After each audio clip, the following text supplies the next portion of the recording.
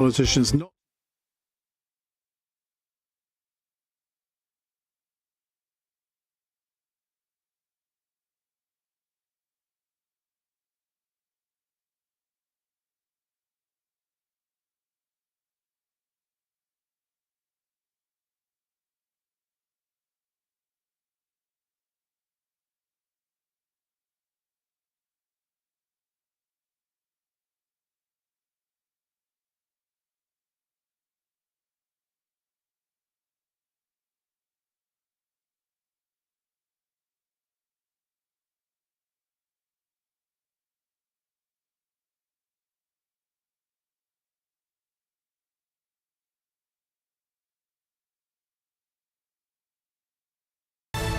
From Global's newsroom at 7 o'clock, the Prime Minister says body cam footage showing the arrest of a university student as he lay dying is harrowing. As a father of a 17-year-old boy, I felt sick watching it. There are clearly serious questions that need to be addressed. 18-year-old Henry Novak can be heard saying he'd been stabbed and couldn't breathe, and an officer doubting him. Oh, I can't breathe. Put the hand in the cuff, mate. Yeah. His killer had falsely accused him of racism.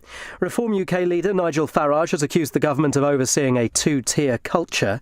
Former leader of the Tory party, Sir Iain Duncan-Smith, has told Andrew Marr he was astonished by that comment. That is definitely not right. We know there are problems, but we wait to see what the outcomes of this is, and then we can decide what to do. But the idea that you go out to make some great statement sounds to me to very much like you're trying to stir things up rather than calm them down. Michael Barton is a former National Police Chief for crime operations. He's told Andrew Marr police want to be transparent with the public. The critical thing here is we've now got body cam footage. When I joined policing, we would never have had this insight into something like this. We would have just maybe read it in the paper or what was said in court. But here we all are able to sit in judgment. And that's why it's critical that political leaders just need to be careful what they say, yes. A police watchdog investigation will conclude within 3 months. An officer has resigned from the Hampshire Force. Another officer has received death threats having been wrongly identified in the video. South West Water's been fined almost £2 million for drinking supply failures in Devon. A parasite from animal faeces on farmland got into the system 2 years ago.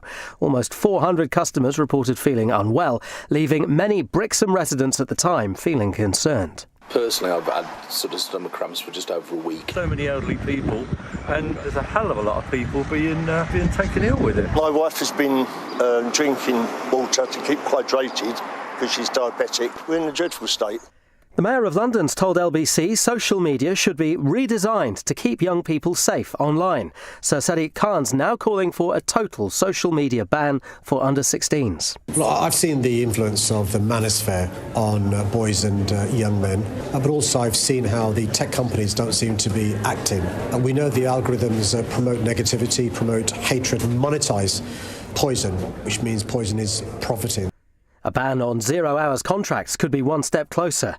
The government's launched a consultation on balancing employment rights with flexibility. It's reported Donald Trump has confronted Benjamin Netanyahu over Israel's threats to resume airstrikes on Beirut's southern suburbs. The US president is understood to have told the Israeli Prime Minister, "Everybody hates you now." Ehud Olmert is a former Prime Minister of Israel. He told Andrew Marr he welcomes those comments. I think he was too late. I'd rather him doing it a year ago. That may have made some things different, but it's time to do it now, and I hope that he will be consistent, that he will not stop, that he will carry on.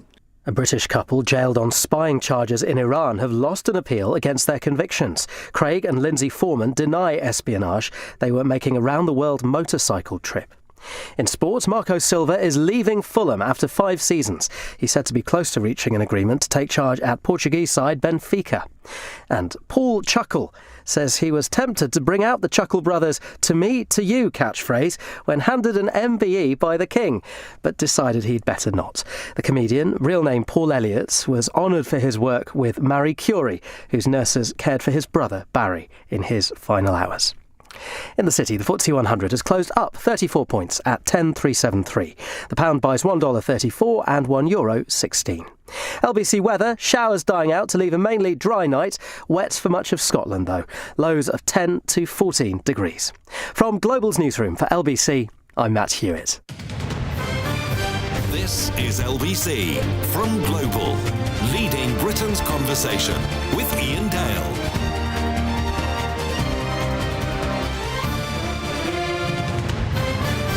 Hello, a very good evening. It's 4 minutes past 7 on LBC. I'm Iain Dale, here with you until 10. I think one thing that unites us all, whatever our political views, whatever our skin colour, whatever our religion, is that we've all been absolutely horrified by the murder of Henry Novak. You will have heard a lot on various LBC programmes today about the aftermath from this. You'll have heard a lot from politicians about it too. Henry Novak's father was incredibly dignified in the statement that he made, and he urged politicians not to use this as a political football. Well, he might as well have saved his breath, because that's exactly what it's become. I spent lunchtime and part of the afternoon watching the statement from the Home Secretary, Shabana Mahmood, in the Commons, and then listening to or watching the different MPs get up. And some of them rose to the occasion, others sank into the depths. Parts of those questions that were being asked were absolutely awful and did not show the House of Commons in its best light, and the Speaker had to intervene on a couple of occasions.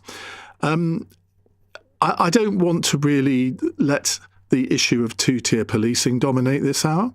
I don't really want to talk about, well, are the police now, they're being accused of being anti-white and of following training course manuals to make them all woke. I don't really want to talk about that, because that's been done a lot today. What I want to concentrate on is the religious freedom aspect of this, because there have been understandable calls to limit the right of Sikhs to carry ceremonial knives, the kirpan. It's one of the 5 holy items in their faith. We talked a little about this on the programme last night with Yasmin Alabai-Brown, where she said, well, they're only very small. Well, not this one. This was 8 to 10 inches long, I think. Was it 22 centimetres? That's around 8 inches long, I think. I take a very old-fashioned view on this. And it may be because I'm not religious at all. I don't really understand a lot of religious rituals, it doesn't matter what religion, some of them are just plain weird to practice in 2026. And I don't understand when it is the law of the country that no one is allowed to carry knives, that people of the Sikh religion are given an exemption to that.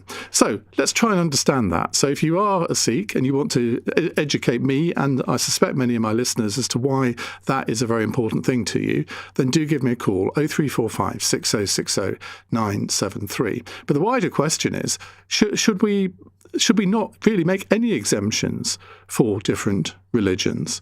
I mean, that is a much wider question, but I think it's something that we probably need to address. Now, on Friday, the day after Vikram Digwal was found guilty of Henry Novak's murder, my LBC colleague Nick Ferrari was joined in the studio by Reform UK's Robert Jenrick, who began the calls for a change to this law. Do I think that there is a role on the streets of our country for daggers and swords? No, I don't. And neither do I think that people should be treated differently before the law, that someone, because of the faith that they hold, should be able to carry a sword or a dagger, but somebody who has a different faith doesn't. We should be treated equally, and I don't think there is a role for these knives and swords and daggers and so on the streets of our country. That's my view, yes. Well, I don't agree on an awful lot with Robert Jenrick, but on that I do. And indeed, Reform UK has since formally adopted the banning of carrying knives for religious reasons as a policy. Well, this afternoon, the Home Secretary, Shabana Mahmood, was asked about the calls for that law change. Religious freedom is a very important principle that this government respects, that has been respected by different governments of different party political persuasions, and I'm sure that will continue to be the case. As I said in my statement, we are not a country that collectively punishes an entire group of people for the actions of individuals. The responsibility for this murder rests with the murderer, and he has now faced justice and been sentenced, and that is the right right way for these matters to proceed. I understand that position.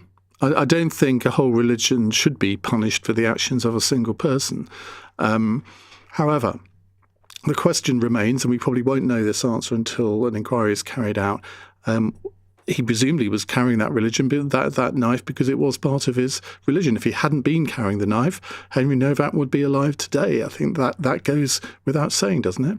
Well, Jas Singh is advisor to the Sikh Federation UK and a founding member of the Sikh Network. Jas, very good evening. Can you tell me why these knives are so important to people of the Sikh religion? Hi, Ian. I think that just in your setup, I think there's a key distinction that needs to be made. I think absolutely we can talk about why Sikhs wear the kirpan, what its significance is, but we should also detach it from this case, because this case is horrific murder of Henry Novak by Vikram Digwa was committed by using a Persian-style dagger, which was an additional item he was carrying on his persons beyond his required kirpan. And the conversation in the Sikh faith has been brought into this and brought into the spotlight somewhat irresponsibly by certain politicians and groups, and largely by far-right narrative online. And now we are, as a community, having to justify our practices, our protocols that have been in existence for over 100 years in this country and for over 550 years. So I think the two should not be conflated, that this is a Sikh issue and a Sikh crime. This is one individual that's acted in isolation, broken the laws not only of the faith and the religion, but also of this country, and has been tried and convicted accordingly under the law, for which he got no relief, he got no exemption, and he got no special treatment. But why is a kirpan so important? So on that aspect, it is an integral part of the Sikh faith. It's one of the 5 articles of faith of Panj Kakar, which were blessed by the 10th Guru, Guru Gobind Singh Ji, and in 1699 when the Khalsa was formed, which is the Order of the Pure. Now, this has huge significance because you have to go back to that time in Mughal India, where oppression was rife, persecution of minorities, and the right to express your religion and speak freely and challenge tyranny was incumbent on the Sikh faith. That was a part of our DNA, in that we would defend and speak up for the rights for all and stand for equality. And those pillars are what people identify and recognize the Sikh community and the Sikh faith from today, whether it's giving out free langar to anybody who's homeless or vulnerable, or whether it's standing in aid and relief, or even backing humanitarian causes. So these are fundamental to the Sikh faith, and the kirpan, which actually means it's a symbol of justice and mercy. The word itself is derived from kirpa, which means mercy, and an, which is honor. And it's mandatory for every Sikh to wear, and is considered part of their bodily limbs, and there is no detachment from it, as other religions may have certain symbols. I mean, with respect, this is religious gobbledygook, isn't it? Because it's a bit like Christians defending the practices of the Old Testament. These things are hundreds, in Christian terms, thousands of years old. We're now in 2026, not in 1699. When 90,000 Sikhs laid their lives for Britain and the Allies in the First and Second World War, and it was mandatory for those Sikh soldiers to wear the kirpan by the British Armed Forces. So, and it wasn't gobbledygook when Sikhs came here and rebuilt the country and made a huge contribution. So I think we need to look at the context of it in a bigger picture, rather than one isolated incident on which one individual has acted, and now the whole faith and the whole community is fair game. You're quite right on that. I did say that right from the beginning, and I'm not...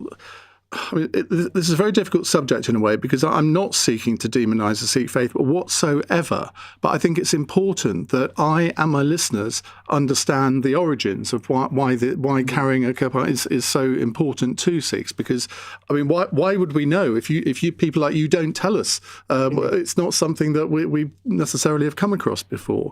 But I still go back to the fact that we are in 2026. I mean, are there not other ways that you can be loyal to your faith other than carrying a knife? I think one important factor, which I hope the listeners sort of appreciate as well, is that Sikhi is a way of life. It's not a historical religion or a ritual that people perform and follow. It is a path and a way of life. And the Dharma is different to let's say, the Abrahamic faiths that we might see. And with that belief, you are living and practicing your faith every day of your life. Every breath you take is a concept of that.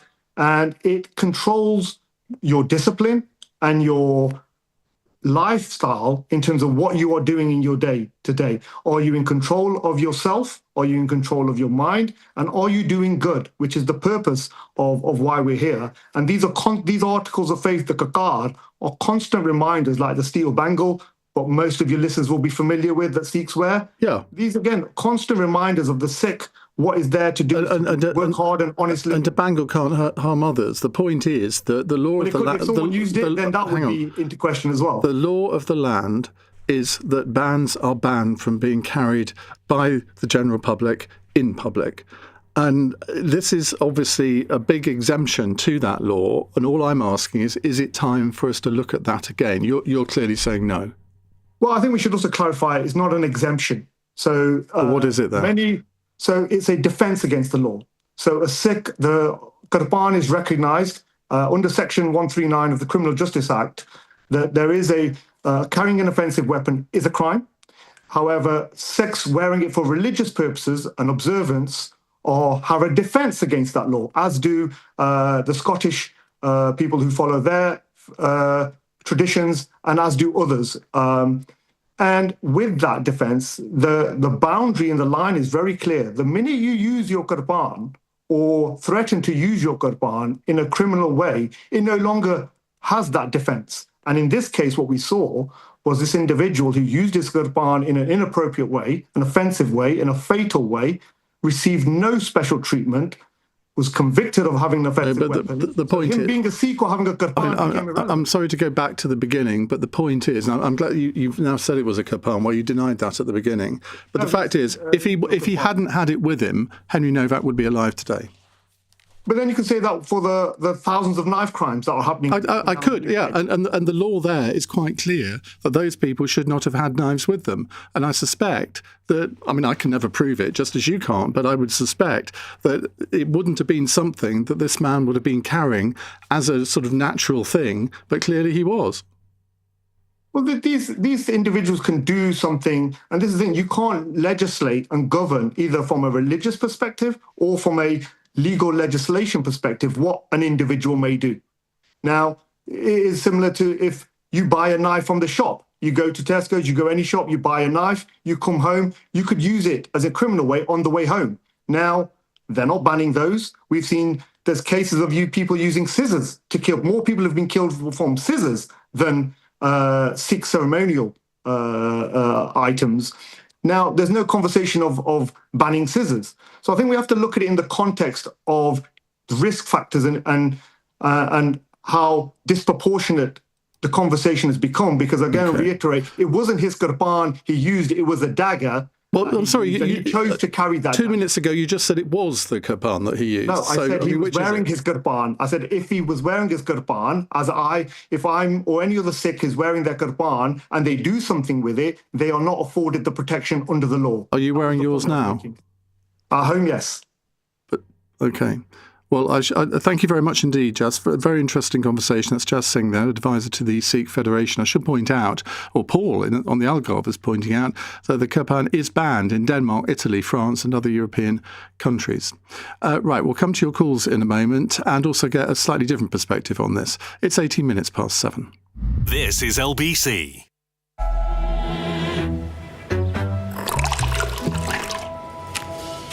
Is your cat drinking enough?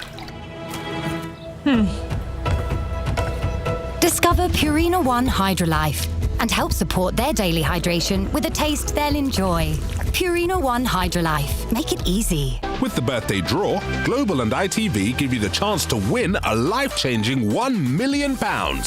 In fact, the birthday draw is the only weekly draw where you can win £1 million for just £1.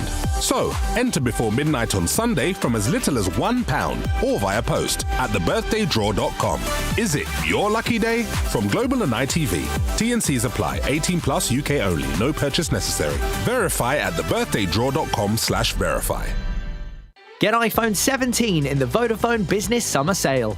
iPhone 17 is built for business with all-day battery life and the powerful A19 chip for fast, efficient performance. Experience it all on the best network for business and save £300. Hurry, offer ends the 22nd of July. Vodafone Business. Businesses with up to 9 employees only. Based on iPhone 17 and 24-month unlimited airtime plan. Best network is awarded at the Mobile Industry Awards. Saving calculated over 36 months. At PensionBee, we believe that when your pension is in a good place, you're in a good place. Download the app or go to pensionbee.com and be pension confident when investing your capital is at risk. Iain Dale on LBC. 90 minutes past 7. Somebody pointing out here, it's Dave, was it Dav, who says the kirpan is a 2-inch knife which is hidden under one's garments. Look, I do take the distinction there. But even if it is 2 inches, it can still kill, can't it? That's the point. I mean, I don't see why we have one law for the rest of the country and one law for a religious minority. This is not the only one. There are plenty of other examples of this.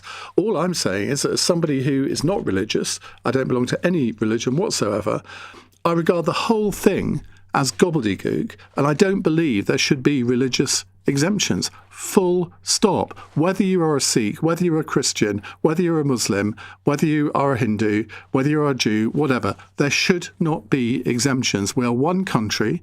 And this argument that has been used today, quite rightly, that we shouldn't distinguish by colour, we shouldn't distinguish by religion. Why should different religions have an advantage over those of us who don't believe in a particular God? Christopher Howth joins me now, former advisor to Dame Priti Patel while she was Home Secretary, and also a former Conservative election candidate who's the author of the political thriller novel The Durian Pact, When Two Worlds Go to War.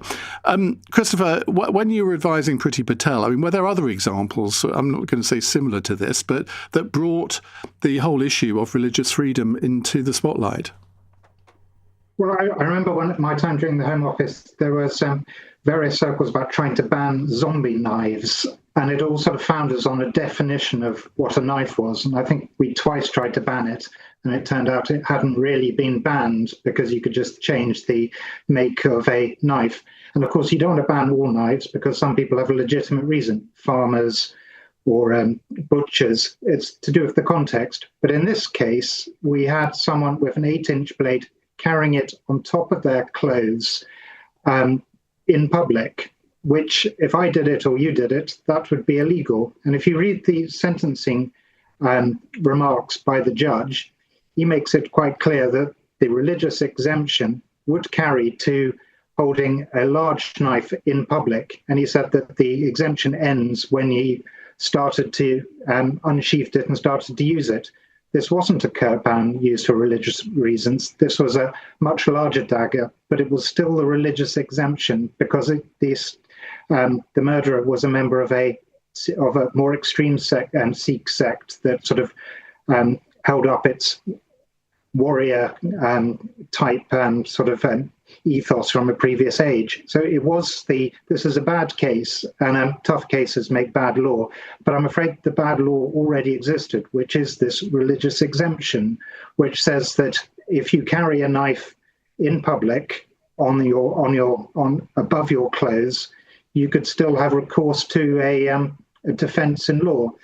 This seems to me completely unnecessary because a small kirpan for symbolic reasons under the clothing wouldn't break any law. That there would be no need for a religious exemption, such sort of in a similar manner to sort of knives that you wear with sort of formal Scottish dress, the skidoo. Yeah, but as someone's pointed out here, the analogy doesn't really work. So I'm trying to scroll through the text to find it. Can't find it now. But this person was saying that with that, it has to be blunted. I mean, you can carry it in public, but it has to be blunted to the stage that it can't really do any damage. Well, my understanding is that a kirpan it can be very small for most Sikhs religious purposes, and I don't think anyone would have a problem with a small penknife, I think up to 3 inches, a small kirpan hidden under the clothing. Problem here was they were using the religious exemption for a much larger knife in public, and but justice was done, wasn't it? I mean, in the end, the exemption finished the moment he unsheathed it, and therefore I mean, he's got a life sentence. So you could argue, well, would it have made any difference if the kirpan was banned? Well, if you read the sentencing judge, the judge speculates that if the man had not been wearing the knife in public to start with, the whole incident might not have started, because it was a sort of firstly, the fact of wearing a large knife in public made it an aggressive situation to start with, and then of course the knife was present, so it was at hand when he decided to murder the Mr. Novak. So there doesn't seem to be a good reason to hold large knives in public, and the law should be changed. It was a bad law to start with, brought in for bad reasons. Christopher, thank you very much indeed. That's Christopher Howard there, former advisor to Priti Patel when she was Home Secretary. Right, let's go to your calls and messages. Let's start off with Peter in Battersea. Hi, Peter. Hello there, great show as usual. I think it's absolutely disgusting that it's still legal for Sikhs to carry knives. As the gentleman said, it's from 1600, and he said that, he helped build the country or whatever, but there was considerably, but probably a very low percentage of Sikhs. I'm sure they wouldn't have been able to build all the country, and I think I find it a bit of an insult. But when they came over here, just like all the other countries, they come from a third world country, so they came over for themselves to earn more money and and to get free national health and everything else. So I don't want to be. I just don't want to be walking around in the street and walking past or upsetting somebody who's from the Sikh religion, and afraid for him to pull out a knife, just like what happened to that gentleman. And you see, I don't. This whole distinction, which Jasmine Alibi-Brown talked about last night, saying, it's only 2 or 3 inches long. Well, actually, use your thumb and forefinger and do what you imagine is 3 inches. Well, a 3-inch knife can do a lot of harm, and apparently they're not blunted like the Scottish ones. They are.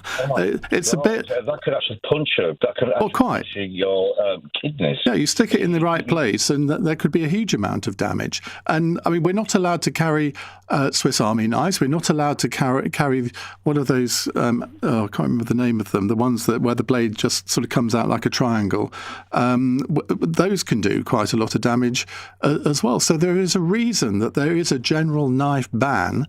And I just think it's wrong that there should be an exemption, because as the judge said, as we heard there from Christopher Howarth, if he hadn't been carrying this, well, it wouldn't have happened. Absolutely, and it's a butterfly knife. Is that what you was thinking? No, it's a Stanley knife. That's the one. Thank you very much, Tom. Stanley knife. Yeah. Yeah, and a lot of things change. The laws change, and this is the UK. This is what makes it great. I mean, the taxes go up. I mean, what were you exempt from paying tax? But a lot of people have probably died from not being able to pay the taxes or losing their houses and stuff like that. Things change. I mean, if you don't like it over here, you should maybe go to a country where you're allowed to carry knives, but we don't have them over here because it's dangerous. Yeah, but you see, this is where, and I'm genuinely not having a go at the Sikh faith. People can believe what they want to believe. Because, I mean, Kieran in Leicestershire has just texted this. Please don't forget that both Muslims and Jews are allowed to kill animals in a way deemed unacceptable to the RSPCA. Why are the laws allowed to be flouted? Society cohesion trumps the law. Two-tier anyone. And look, at least I'm consistent here. I've argued that kosher and halal killings should be outlawed in this country, just as they are in other European countries. That doesn't make me anti-Muslim or anti-Jew. It makes me pro-animal rights. Precisely, yes, I agree with you 100%. I'm sick of it. I'm just sick of just one rule for one and a different rule for everybody else, and it's becoming very, very scary, really scary. Somebody's saying, your father was a farmer, Ian. Did he carry a shotgun? Did he carry a knife? I should quit while you're behind, says Simon. What's a ridiculous argument? Yeah, if my father was going shooting pheasants, of course he carried a gun. He wouldn't carry a knife sort of every day. He would use a knife, absolutely. But if that's really the level of your argument, Simon, I'd give up if I were you. Thank you very much, Peter. Let's go to Mary in Watford. Mary, good evening. Good evening, Ian. What would you like to say? Well, basically, I wanted to tell a story that made a big impression on me. That story happened nearly 20 years ago. I was a charge nurse at the hospital at a medical ward, very busy medical ward. And we had this lady, she was a doctor herself, very sick. She was end-of-life care nearly. And she was a sick lady. And she insisted while she was in the hospital the whole time to carry this knife, the special ceremonial knife. So obviously that was a very difficult situation on the type of ward we were because, there are confused people, sick people, anything can happen. And we invited initially someone from the temple, the local Sikh temple, to come and speak to her. And I remember, sitting at that meeting, and that person, he's not a priest. I don't think they have priests, but, whoever came, to speak to her, he was saying that actually in their religion, they don't need to, in these cases, wear the actual, blade. They can carry something that symbolizes the blade. Maybe a picture of the knife, maybe a brush, or even a wooden knife, something that cannot cause harm to other people in these circumstances. And, this lady, however, was adamant, that, she wasn't going to do that. I remember one day she went down for an MRI scan, and obviously they asked her for the MRI scan to leave it outside. And I was praying, actually, that the knife got lost somehow. But no, the lady came back, and a few minutes later, someone from the MRI scanner came and brought the knife back. I was just thinking, is it time now to maybe, this religion has, kind of a word with itself and decides, do they actually really need to carry the actual blade outside? Well, I think it's a really good question that you pose there, Mary. Kerry poses a similar question. What happens at London Heathrow security screening? Surely you can't go through screening or be able to board an aircraft or air transit with a knife, even for religious purposes. Well, no, you can't. It's as simple as that. So it rather negates the idea that you can't be a proper Sikh if you aren't carrying a knife. I mean, it comes down to that in the end, doesn't it? Anyway, more of your calls to come. Really want to hear from you if you are a Sikh, and you can explain to me, again, why this is so important. 0345 6060 973 is the number to call. 7:31 on LBC News Headlines with Matt Hewitt. We're told an investigation into how police responded to a university student's murder in Southampton will be published within 3 months. Henry Novak was handcuffed as he lay dying from stab wounds in December after his killer falsely accused him of racism. Body cam footage has angered both the Conservative and Reform UK leaders, while the Prime Minister said he felt sick watching it. South West Water's been fined almost £2 million for drinking supply failures in Devon that left 400 people unwell. Inspectors found a parasite from farmland got into the system 2 years ago. And it's reported Donald Trump has confronted Benjamin Netanyahu over Israel's threats to resume airstrikes on Beirut's southern suburbs. The US president is understood to have told the Israeli Prime Minister, "Everybody hates you now." LBC weather. Showers dying out to leave a mainly dry night. Wet for much of Scotland. Lows of 10 to 14 degrees. Weekdays from 7 a.m. Why do you need consultation? Who's going to say no? Straight to the point. Let's see. But why let's see? This is what I don't understand. Nick Ferrari at breakfast on LBC. Why won't they listen to the most successful living Labour Prime Minister? Arguably the most successful Labour Prime Minister of all time. Listen on our free Global Player app or the LBC app. Download it now from your app store. McDonald's breakfast is turning up the heat with a spicy new twist. Calm down, not that spicy. Breakfast is for savouring, not suffering. Introducing McDonald's breakfast with Frank's Red Hot Ketchup. A spicy breakfast, suitable for the morning. Until 8th of June, served until 11 a.m, subject to availability. My darling, the carriage awaits. The Duchess herself will be there. But what if he's already in the ballroom, waiting? Sorry, are we getting off here? Huh? Oh, no. Next stop. Lose yourself in a thrilling romantasy story. Think again. Take the train with Southeastern. Choose from our range of tickets. Buy direct from us and pay no booking fees. Southeastern. 3 heroes, 1 mission to hijack snacks. Introducing new corn protein bites. Wait, are we the heroes? Of course we're the heroes. These snacks are high in protein and ready to eat. Why are you doing the serious voice? Yeah, why are you doing the serious voice? I was trying to make it cooler.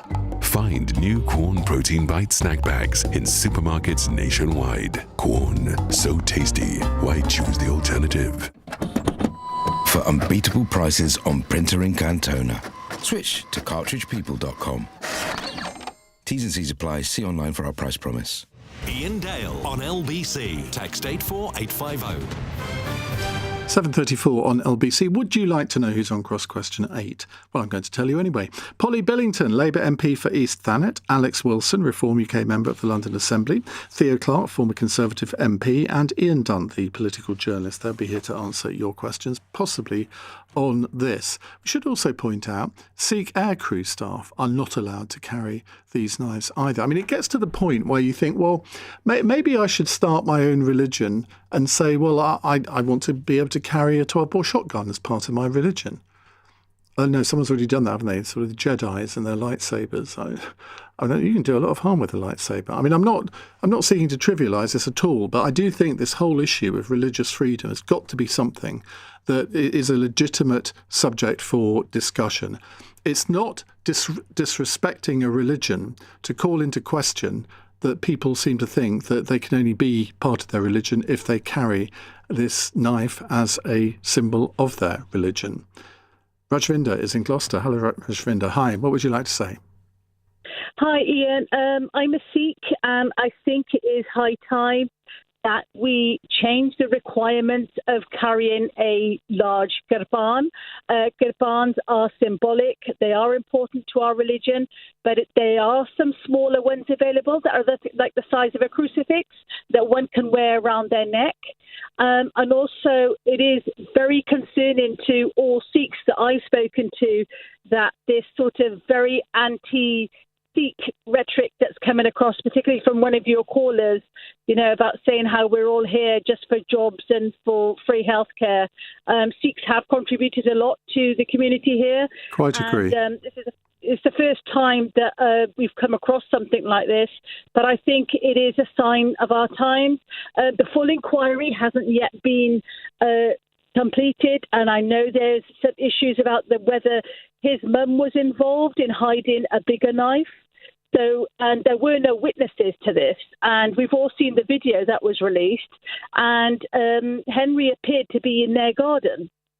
So, we have to question, what knife was he carrying, and where did this second Persian knife come from? Yeah, and that's you're absolutely right on that, and that's why I did say at the beginning, until the full inquiry has been carried out, until we know all of the facts, we do have to be careful in rushing to too many conclusions. And there also charges have been laid against the perpetrator's father and brothers, I think, as well. So we have to be careful not to tread too far into that territory. And in the video that was released, the footage, there were clearly other people who were stood there, but obviously they wanted to just release that or other information. But I do think that everyone from the Sikh community needs to recognise, yes, it is an important symbol, and we can have these kirbans in the house and use them for ceremonies.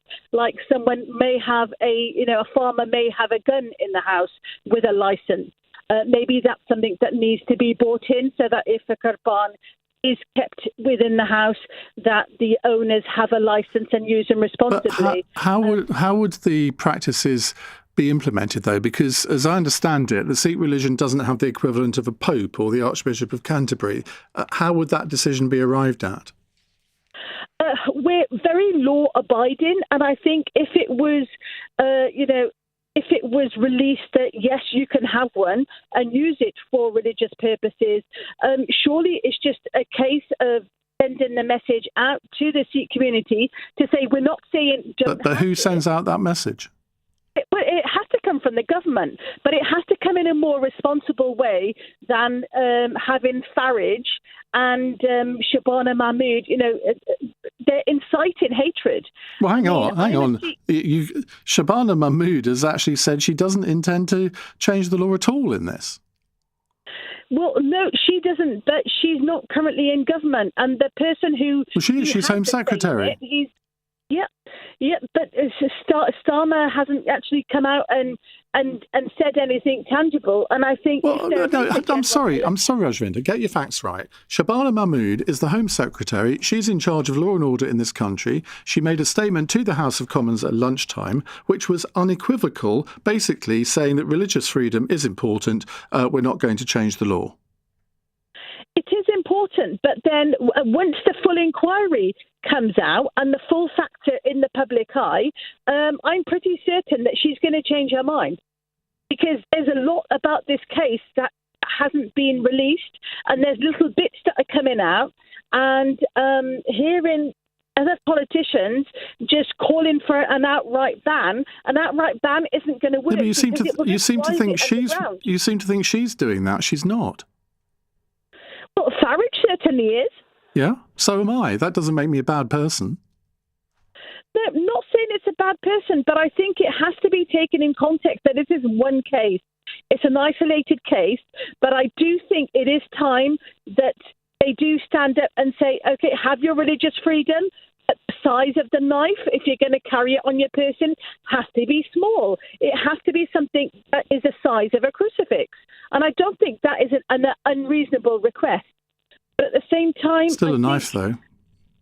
It is a knife, but a small knife. Yeah, I mean, fine. If you wear it around your neck, it was like a sort of half an inch symbol of a knife, fine. Yeah. But, I mean, that's not what I think most people are talking about, because people are defending the fact that it can be 2 or 3 inches long. And that, as I'm saying, that can do a lot of damage. And I don't believe that any religion, whether it's Sikhism, Islam, Judaism, Christianity, I don't think that there should be that kind of exemption for any religion. I don't think that makes me a bad person. I think I just want everybody in society to obey the same laws. No, it doesn't make you a bad person. It makes you an atheist who thinks all religion is gobbledygook. I hear that. But as we have all of these religions and we have all of these practices, I think it just makes sense to make it safe as possible. And I agree, a 2 to 3 inch blade can cause damage. It can puncture skin. But something that's small, a pendant size, if that is, because when this full investigation is done and the full factor in the public, I do think that they will have to relook at this. OK, thank you very much indeed, Rajvinder. Clive says... Iain is wrong. Kosher halal ritual slaughter is not banned in Europe. Some countries, a small number, now require pre-stunning. Hate to tell you this, Clive, but you are wrong. Belgium, the regions of Flanders and Wallonia strictly enforce a ban, which was upheld by the European Court of Justice. Nordic countries, Denmark, Sweden, Norway and Iceland require stunning prior to slaughter across the board. Well, you're right on that bit. And Slovenia, Switzerland and Greece also enforce a complete ban. So, there. Let's go to another call. It is Jay in Richmond. Hello, Jay. Hi, Ian. How are you? Good, thank you. I just want to reassure your listeners that when they see a Sikh in the streets, we are not all carrying a kaban. It is Sikhs who do carry a kaban have gone through a process or initiation, which is similar to, let's say, having a baptism, and the numbers of Sikhs that go through that are actually very low. So I just want to sort of reassure your listeners that when they're out on the street, you don't need to feel worried. We're not all carrying kabans. In my family, and there's many of us here who've been here since the 1950s, only one person carries a kaban, and that's my grandmother, and no one else does. So I just want to sort of make that point that, people don't need to feel fearful when they see a turban Sikh or someone who's of the Sikh faith and think, right, they must be carrying a Quran. We don't always carry a Quran. And we should point out yet again, as Rajvinder did there, that this was a single incident. I don't remember, I'm sure there must have been other incidents where Sikhs have been convicted of knife crime, but I don't recall any. So it's obviously a very rare thing. So you're absolutely right to say, do not fear. And I mean, I think most people think that Sikhs are generally very peace-loving people.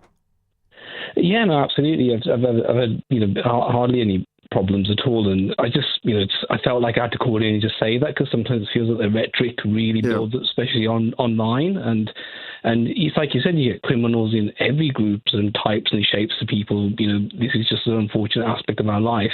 And I'm actually glad that justice has been served, and he's going to serve a life term. And I think that's completely right. And I think actually the law probably does need to be reviewed. And as the previous caller said, you don't necessarily need to have a sharp blade. You can have a smaller symbolic blade.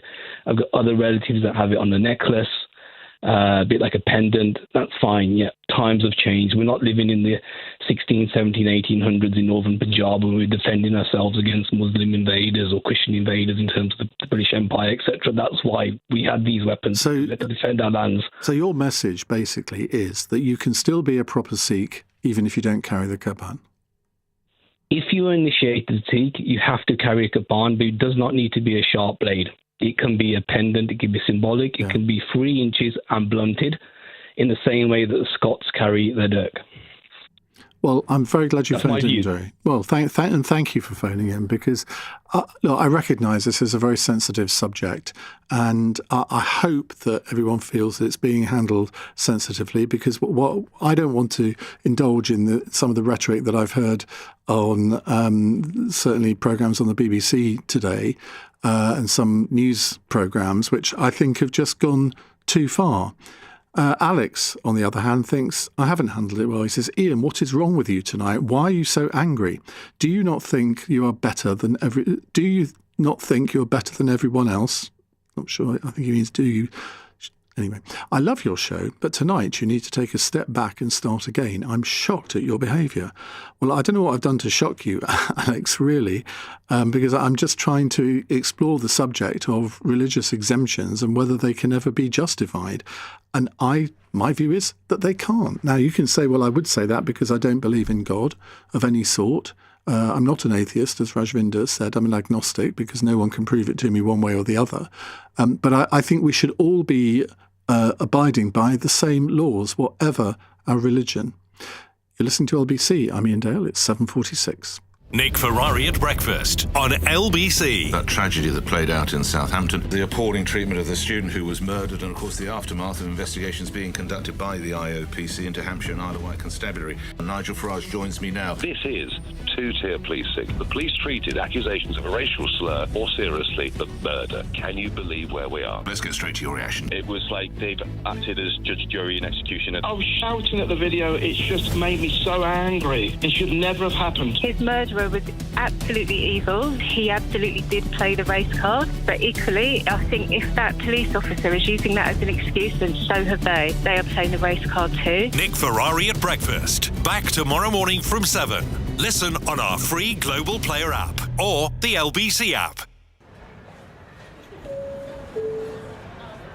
Dear passengers, this is the final boarding call for all those whose minds are already elsewhere. Taking in the skyline of Hong Kong, feeling the energy of Mumbai, walking the historic streets of Boston, or heading out on safari near Johannesburg. Wherever your mind is right now, we'll take you there. Discover the world with Swiss. Book your flight on swiss.com. Get iPhone 17 in the Vodafone Business Summer Sale. iPhone 17 is built for business with all-day battery life and the powerful A19 chip for fast, efficient performance. Experience it all on the best network for business and save £300. Hurry, offer ends the 22nd of July. Vodafone Business. Businesses with up to 9 employees only. Based on iPhone 17 and 24-month unlimited airtime plan. Best network is awarded at the Mobile Industry Awards. Saving calculated over 36 months. Feel every pass and every goal. Discover the next generation of televisions at John Lewis. Experience the full clarity of the latest RGB and OLED technology. Brought to you by some of the world's best brands. Price matched against 25 leading retailers with a 5-year guarantee on all TVs. Your best view of every game is available right now at John Lewis. It's football upgraded. T's and C's and exclusions apply. See johnlewis.com for details.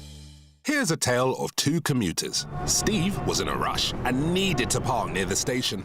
Jane also needed a space and booked in advance with Your Parking Space. Steve had a meeting at 9 and panic at 8. Nowhere to park. Jane, she's already in the office and enjoying that morning latte. With Your Parking Space, you can browse thousands of spaces across London and reserve one instantly. Use the code GET10 for £10 off your first booking. Download the Your Parking Space app today. This is LBC with Iain Dale. Call 0345 6060 973. 7:49 on LBC. Remember Cross Question in 11 minutes with Labour MP Polly Billington, Reform UK member of the London Assembly Alex Wilson, Theo Clarke, former Conservative MP, and the political journalist Ian Dunt.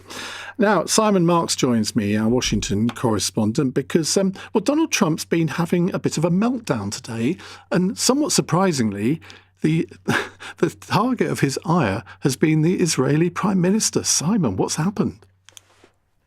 Well, we don't know exactly what has happened, Ian, and that's the truth behind this story, because the website Axios was told by senior US officials that President Trump had a furious, screaming argument with the Israeli Prime Minister Benjamin Netanyahu yesterday, in which there was all sorts of effing and blinding, and the President of the United States saying to the Israeli Prime Minister, "You would be in jail if it weren't for me," asking the Israeli Prime Minister if he's out of his mind as he goes about calling for the evacuation of entire cities in southern Lebanon. By contrast to that report, Donald Trump on his own Truth social media platform described the call as very productive. Now, of course, you could have a blazing row with Benjamin Netanyahu and still have a very productive phone call. You might consider it very productive to have done that. But this is one report by one reporter with the website Axios, who on numerous occasions over the last several weeks since the war on Iran began, has been on the receiving end of leaks from the White House that have been increasingly spectacular and often don't pan out and don't prove to be accurate. So I do think we've got to take it all with a pinch of salt. Certainly, it is absolutely true that Benjamin Netanyahu and Donald Trump are now on completely contradictory paths when it comes to Iran. The Israeli leader said again today he is not going to stop until the Iranian regime is toppled. President Donald Trump now says regime change was never part of the deal, even though it clearly was on the day that the war was launched. He called on the Iranian people to rise up and take control of their own destiny. Now, of course, he says, well, regime change has occurred because the regime has changed slightly, which is not the way the Israelis view this at all. And the Prime Minister of Israel wants carte blanche to do whatever he wants in Lebanon. And the Americans don't seem minded currently to give him that, because it's threatening to demolish efforts to extend the ceasefire and engage diplomatically with the Iranians. So there is definitely a divergence between the two of them. But how fiery this got is very unclear. Simon, thank you very much indeed. That's Simon Marks, LBC's Washington correspondent, who will be sitting in this chair in a couple of weeks' time when I go on holiday. I'm sure we'll be very pleased about that. Melanie says, I just wondered why Nigel Farage was so bothered about this murder this morning, yet did not bother to attend the parliamentary statement and debate. Well, it's a question that you might well ask, Melanie. I don't have the answer to that. I think it would have been very good had he been there. His colleague Robert Jenrick was, it has to be said. Right, let's go to Khalid in Wimbledon. Hello, Khalid. Good evening, Ian. Evening. You've got to ban these knives. No ifs, no buts. I mean, you go to any inner city hospital in London or Birmingham or Manchester, ask any surgeon, the victims of knife crime, the families that suffer the torture and the pain. And, these laws have to be strengthened because the laws not only protect the victims, they also protect those people who can fall into that vicious undercurrent of criminal activity. That's my first point. The second point is, let's not demonize the Sikh community. Go to any Sikh temple in London or anywhere in this country. They do a lot of community work. Their community kitchens known as langars. Yeah. Well, I remember what they did during COVID. They were amazing. Absolutely. Free food 24/7. And let's not forget their economic contribution. The Euro car parts business, Sukhpal Singh Ahluwalia, built that business from scratch, multi-billionaire businessman. Others as well, for example, Jaswinder Singh, Edwardian Hotel Group. There's others out there as well. The Sikh community, are most welcome in this country because they have they've got a very important contribution, whether it's the charity sector or whether it's the businessman sector. But what I feel really what really gets me is we have, a family which is grieving, and justifiably so. They've suffered. Okay, and you get these cheap politicians who hijack it for their own narrow-minded, vindictive, racist agendas, and that really disgusts me.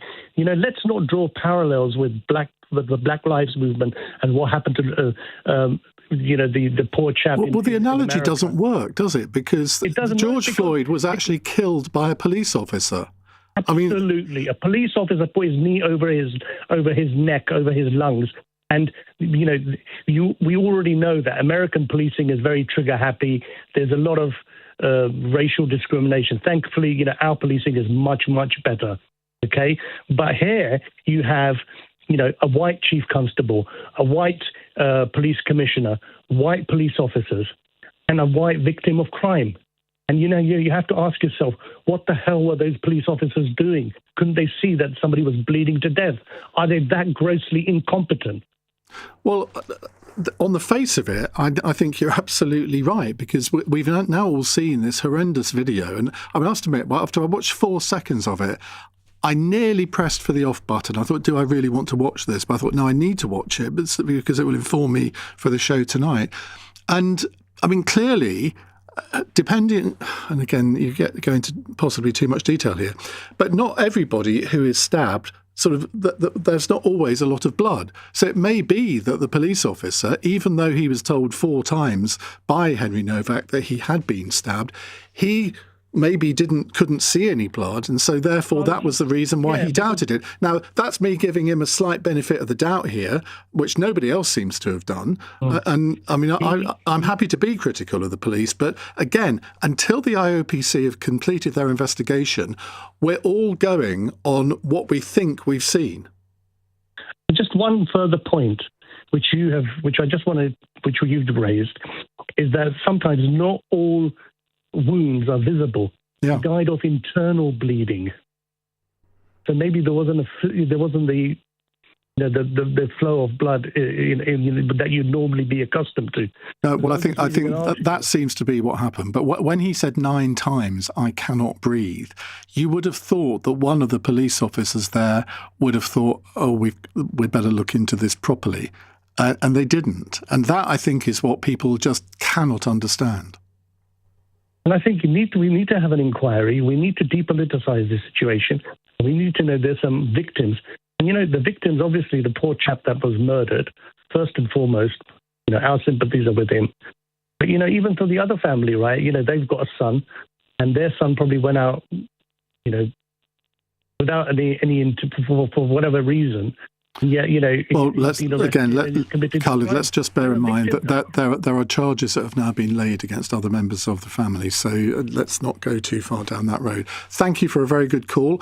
Let's finish the hour with Paul in Newport. Hello, Paul. Oh, hi, Ian. Hi. Yeah, it's you made a comment earlier about the Swiss Army knife. I just wanted to mention that it is legal to carry a Swiss Army knife in the UK. Is it? As long as well, that's my understanding. As long as you're over 18, the blade is 3 inches or less in length, and as long as it cannot lock in the open position. Well, I'm not. I assumed that all knives were banned, including a Swiss Army knife. So I'm going to take you at your word on that, Paul. I'm not going to carry on because there was a very big clicking on your line, but thank you very much. Mark says, here, religious exemptions should not exist. Carrying knives, slaughtering animals cruelly, even circumcision, which is effectively mutilating a baby. Why do we allow these things in the name of religion? I do remember doing a phone-in on circumcision once, and I spent the whole programme with my knees clasped together. I don't think we'll repeat that one anytime soon, but you never know. But it is essentially, well, it's not just a religious thing, because I think like most American male babies are circumcised, whatever their religion. So it's in this country, it does tend to be more of a religious thing. But should we not go down that road? Chris says, so I'm from the USA. Can I carry an AR-15 in the UK? I think not. Chris in Sidcup, he says, stop this madness. Right, let's tell you what's on Cross Question, or rather who's on Cross Question, coming up in just a few moments' time. We have the Labour MP for East Thanet, Polly Billington, Alex Wilson, Reform UK member of the London Assembly, Theo Clarke, former Conservative MP who was the chair of the Birth Trauma Inquiry in 2024, and the political journalist Iain Dunt, who writes for the iNewspaper and also is the writer of the Substack page Striking 13. No idea what that means. We'll ask him in just a few moments' time. There is so much to talk about today, isn't there? The Mandelson files, the tragic murder of Henry Novak, plus so much more. Donald Trump's apparent rant against the Israeli Prime Minister. What's going on in the war in Iran? Marco Rubio's evidence to Congress today. 0345 6060 973 is the number to call. On your radio, on the LBC app, and Play LBC. leading Britain's conversation. This is LBC. From Global's newsroom at 8 o'clock, one of the police officers involved in the handcuffing of murder victim Henry Novak has resigned. Another has received death threats after having been wrongly identified in body cam footage of the arrest. Zakiya Starmer gave his reaction to the video. It's harrowing. And I have to say, as a father of a 17-year-old boy, I felt sick watching it. The university student can be heard telling police in Southampton in December that he'd been stabbed. The 18-year-old was falsely accused by his killer of racism. Reform UK leader Nigel Farage has accused the government of overseeing a two-tier culture. Former leader of the Tory party, Sir Ian Duncan-Smith, has told LBC he was astonished by the comments. That is definitely not right. We know there are problems, but we wait to see what the outcomes of this is, and then we can decide what to do. But the idea that you go out to make some great statement sounds to me to very much like you're trying to stir things up rather than calm them down. Hampshire police have apologised and a police watchdog investigation will conclude within 3 months. The Mayor of London's told LBC social media should be redesigned to keep young people safe online. Sir Sadiq Khan's now calling for a total social media ban for under 16s. Well, I've seen the influence of the manosphere on boys and young men, but also I've seen how the tech companies don't seem to be acting.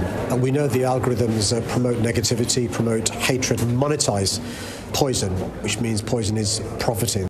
South West Water has been fined just under £2 million for supplying drinking water unfit for human consumption. Hundreds of people fell ill 2 years ago after a parasitic outbreak at Brixham in Devon.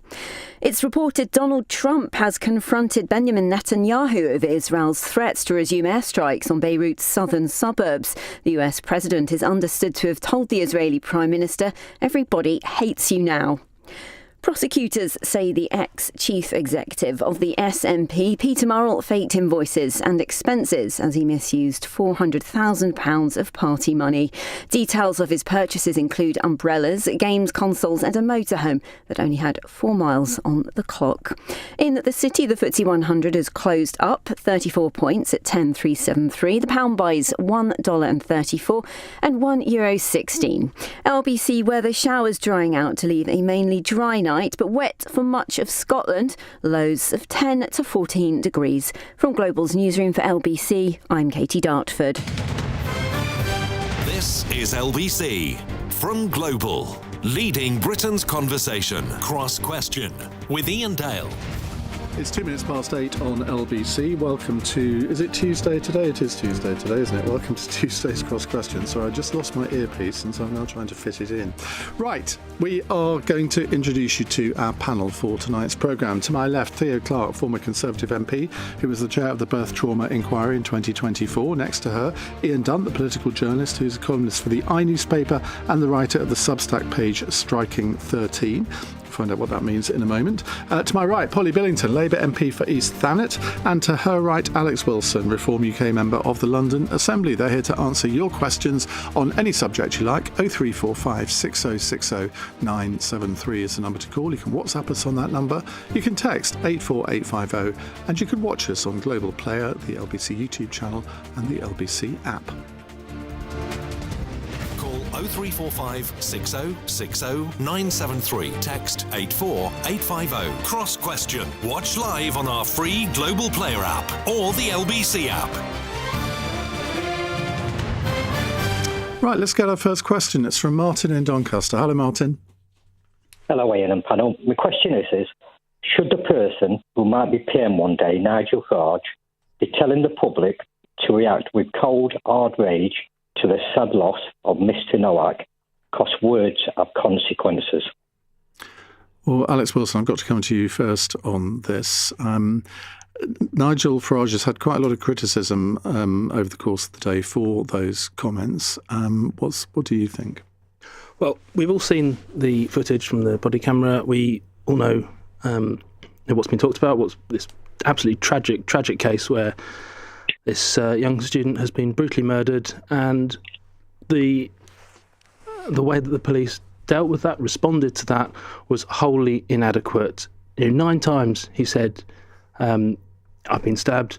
4 times he said, I can't breathe, or it might be the other way around. The other way around, yeah. But he repeatedly made it very clear to those officers responding that he was in serious trouble, and yet those officers, for whatever reason, didn't even check that was the case, and they were more willing to take the word of the perpetrator and his brother to suggest that that Henry had been the perpetrator of a racist attack, which turned out to be completely false, rather than check on the status of this poor young man who was then died in his own blood, handcuffed. The last thing he heard as he was dying was having his rights read to him. You're under arrest, you have the right to remain silent.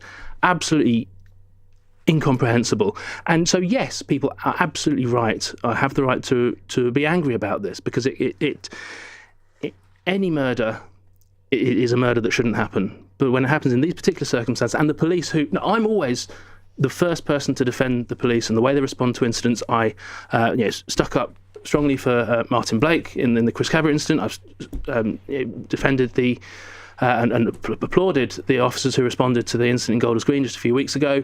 I will very, very nearly always take the side of the police because I know they're doing a very difficult job in difficult circumstances. However, that does mean that when on the small minority of occasions when things go wrong, you have to be able to call them out. That's exactly what Nigel has done today. Should not you wait, though, for the full inquiry? Because, yes, you're right. We've all seen the video. On the face of it, much of what you've said, I couldn't take a lot of issue with. But, I mean, that we don't know the full circumstances. And to use some of the language that your leader has used today, using this one issue to make some wider points, is exactly what Henry Novak's father said he didn't want to happen, isn't it? Well, Henry Novak's father, I honestly don't know how he was able to conduct himself in this really very dignified way. If it had been any of our families that were killed, we would really, really struggle to do that. So full plaudits to him for doing that. Hasn't Nigel Farage disrespected him by making these comments? Need to be able to respond to things that are happening and need to be able to give a view, need to be able to signal how things should be done differently. That is the job of politics. That's not what he did, though, is it? I mean, so Martin Owen, the father, said specifically he didn't want it to be used to create, quote, further hatred, division or tension. And Nigel Farage didn't just comment on what was going on with the police. He then went on and said, two-tier culture where the rights and privileges of white people matter less than those of ethnic minorities. How could you possibly interpret that as having any respect for the father of the victim? This is not about causing more hatred and more division. It's about wanting to put in place an environment, a culture, a system where everybody can be treated equally before the law without fear or favour. And we had 3-4... But there are ways of saying that without going as far as Nigel Farage did. When George Floyd was killed by a police officer in the States, then we saw the eruption of protest and statues being vandalised and statues. But he was killed by a police officer. The police are not being accused of murdering Henry Novak. No, they're not. But they are being accused of preventing possible life-saving treatment. And if Black Lives mattered then White Lives Matter now. No, everyone's lives matters, and you need to be able to accept that. You have to say that. Well, I don't know anybody that wouldn't accept that. Polly Billington. I can't think of how the family of Henry Novak are dealing with this awful situation. And Alex is right. Every murder has a tragic, is basically a tragic consequence of violence. In these circumstances, however, I think the people that I would put as a role model is Henry Novak's family and not Nigel Farage. Yes, politicians are right to respond to circumstances within the kind of right parameters of our role, right? And one of those is not inciting hatred. One of those is not presuming that you know what the outcome of an inquiry should be. And one is not exploiting particular tragedies. I don't think any of those things are the things that politicians should do. And Nigel Farage has broken every single one of those rules. I mean, to play devil's advocate here, though, when somebody says we should react with cold, and Nigel Farage has said this cold, hard rage to this murder, I mean, what's wrong with that? Surely everybody is outraged by it. Instructing people to escalate anger actually is I would argue, effectively incitement. If you are demonstrating proper leadership, you need to be taking the heat out of things. We spend almost all of our time as politicians trying to balance competing interests, and sometimes those things erupt into extremely heated situations. And this is a situation where violence has happened, there is a recording of that violence, and clearly some mistakes have been made, otherwise the IOPC wouldn't be involved in it. If you want to be a leader in this country, you need to be thinking of how you make sure that this community and this country is more comfortable with itself and responds in a just and fair way to that particular outrage, rather than saying what we need to do is to be more angry. Being more angry could easily result in more violence. If Nigel Farage says he wants to be Prime Minister of this country, he's going to find it very difficult to run a country when he has spent most of his time now driving people into more fury and more outrage. Were you in the Commons for Shabana Mahmood's statement? I was not, unfortunately. I had other Because your colleague Tan Desi, who's a Sikh MP for Slough, he was very angry. Yeah. And had to be upbraided by the Speaker twice. I mean, if we're going to criticise Nigel Farage, we have to criticise that as well, do we not? Well, I do think we do have a responsibility to maintain a level head and be calm. That is genuinely what leadership is about. And if you stand for election, you get elected, what people have done is put faith in you to be able to make decisions which they don't basically want to have to make. And that includes having to make calls on really difficult decisions like this. Thea Clark. Difficult situations like this. Well, if we go back to the caller's question, Martin, firstly, I don't think Nigel Farage was right. We don't want cold, hard rage. We should have cool, compassionate heads talking about this. This is an incredibly sensitive and difficult subject. We should be thinking about the family, as Iain said. And I do find it shocking that specifically when the family have gone on the record asking for us not to sow further division, for any political leader to do that, I think is completely inappropriate in light of the news. I did listen to part of the Home Secretary's statement today, and I'll give credit where credit is due. I thought her statement was fair, it was balanced, it asked the right questions. She made it very clear that this needs to be investigated. We need to have an independent process. Of course, we've all seen the body cam footage, but we don't actually know the full events of what transpired. Obviously, it's incredibly shocking and very moving to hear what's happened in the information that's been released so far, but we don't have the full facts yet. And I think the Home Secretary did strike the right tone in the chamber today for a very emotive issue. Yeah. And I think those of us who've been politicians, our words do have consequences. Yeah. Your caller is absolutely right, Ian. We need to be incredibly careful what we say. And I think we do need to listen to the family and be respectful for what they've asked for. This is about one individual case. This is not about putting blame on a particular community. And we should be incredibly careful about stoking flames and particular tensions. And that, I think, is the danger, of particular comments made by leaders today. Kemi Badenoch was on Good Morning Britain this morning, and I watched the interview that she did with Ed Balls and Susanna Reid, and it was around 7 minutes long, the clip that they put out. And it's one of the only times I've ever seen Susanna Reid and Ed Balls really not interrupt a politician at all. And I thought that was quite interesting, partly because Kemi Badenoch went out of her way to take Nigel Farage to task. Now, I don't know if you saw that, but it was, and she's got a 9-year-old son, and she said, "Look, in 10 years' time, I don't want him to be in that situation." And she looked at it. She reacted in a very, very different way to Nigel Farage, and I wonder what voters are going to make of that. Well, you're absolutely right. I mean, I'm a mum. That's what I think about, is safety on the streets. And when my daughter grows up and she's hopefully at school and university, that I won't be worrying about her safety. And that's what I think voters across this country will be thinking about today, is, are our children safe on the streets? And unfortunately, we have seen such a huge, horrific increase in knife crime. I remember in the West Midlands, I think we had the worst statistics. It is. And I'm really pleased that obviously the government is committed to tackling and reducing it.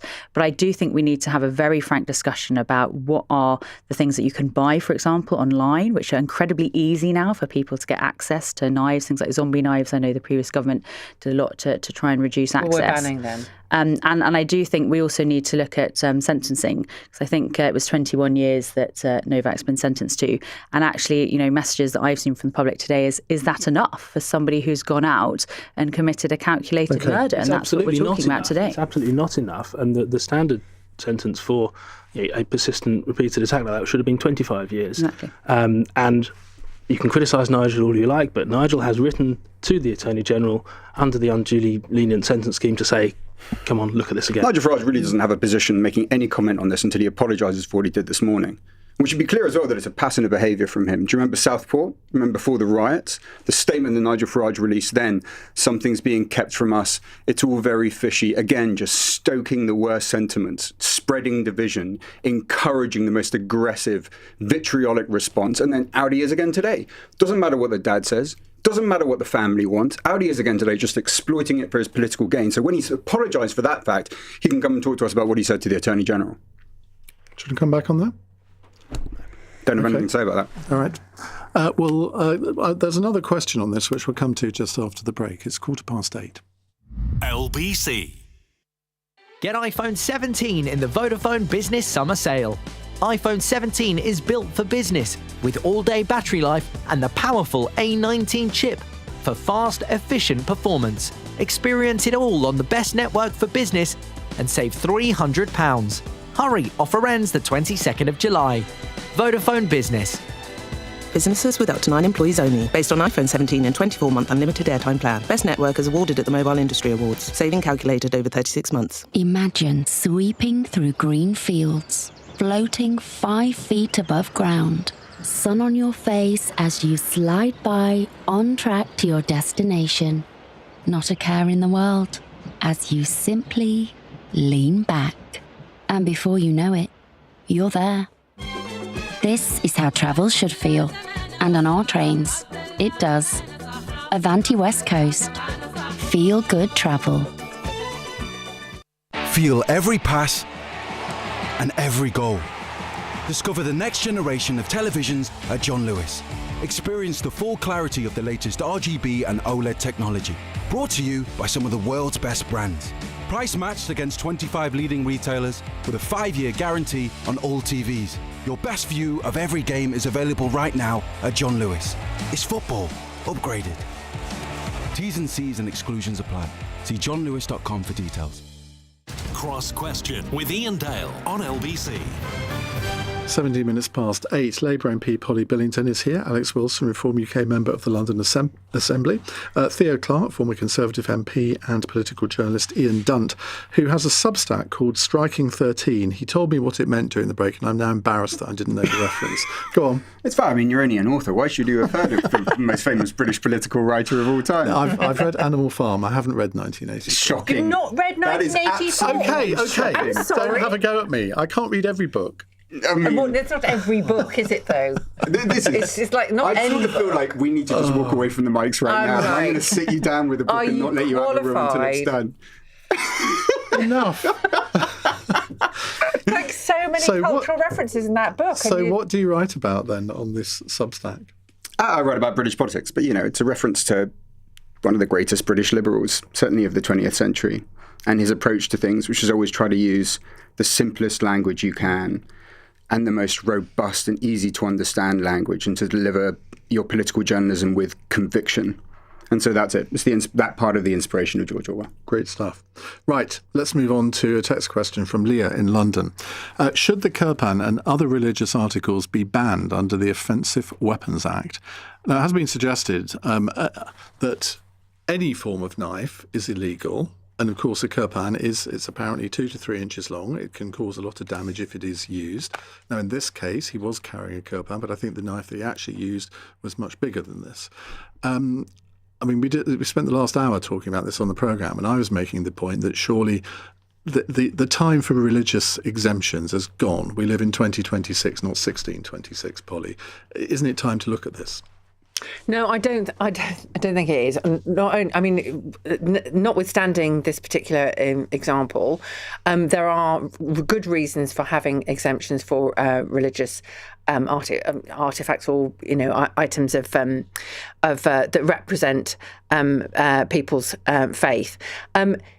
And I think what's also important to understand is that it only becomes an offensive weapon if it is used offensively. If you're thinking of doing this, you're going to start, banning rosaries in case people start getting strangled with them. No, there is a reason why people have these. It is ceremonial. Once it's no longer being used ceremonially, it becomes an offensive weapon. No, but it is reasonable. The to point be able to is, protect it. if you're not carrying one, you can't use it. But if you understand and recognise the importance of particular religious articles in order to be able to express your faith, well, it's gobbledygook. Well, you might do that, but we're also a tolerant and respectful society, Ian, and we don't think that only agnostics and secularists and liberals have a fair point of view. We like to be able to debate and discuss arguments and ideas, and also respect people who have different perspectives. How does holding a knife help you do that? Well, because it is a cultural and a religious expression of an identity from the 1600s, and unless and until the Sikhs decide to choose a different way of expressing themselves, then I think that is reasonable for us to respect that. Iain Dunt. Okay, if there's going to be a discussion about this, I don't really care one way or the other. But this is not the right time and the right way to have it. This is like that thing that we always do. We do it after a terror attack and someone pops out and goes, maybe we need to talk about WhatsApp encryption or something. You just think, no. That is just the most superficial possible assessment of this scenario. If that guy had not had this knife, he would have found some other way exactly to do the thing. And for us to just reduce it to this level, and the reason we do it is because we don't want to grapple with like the real stuff there that's mucky and difficult and is about sort of broken lives and broken personalities and male violence.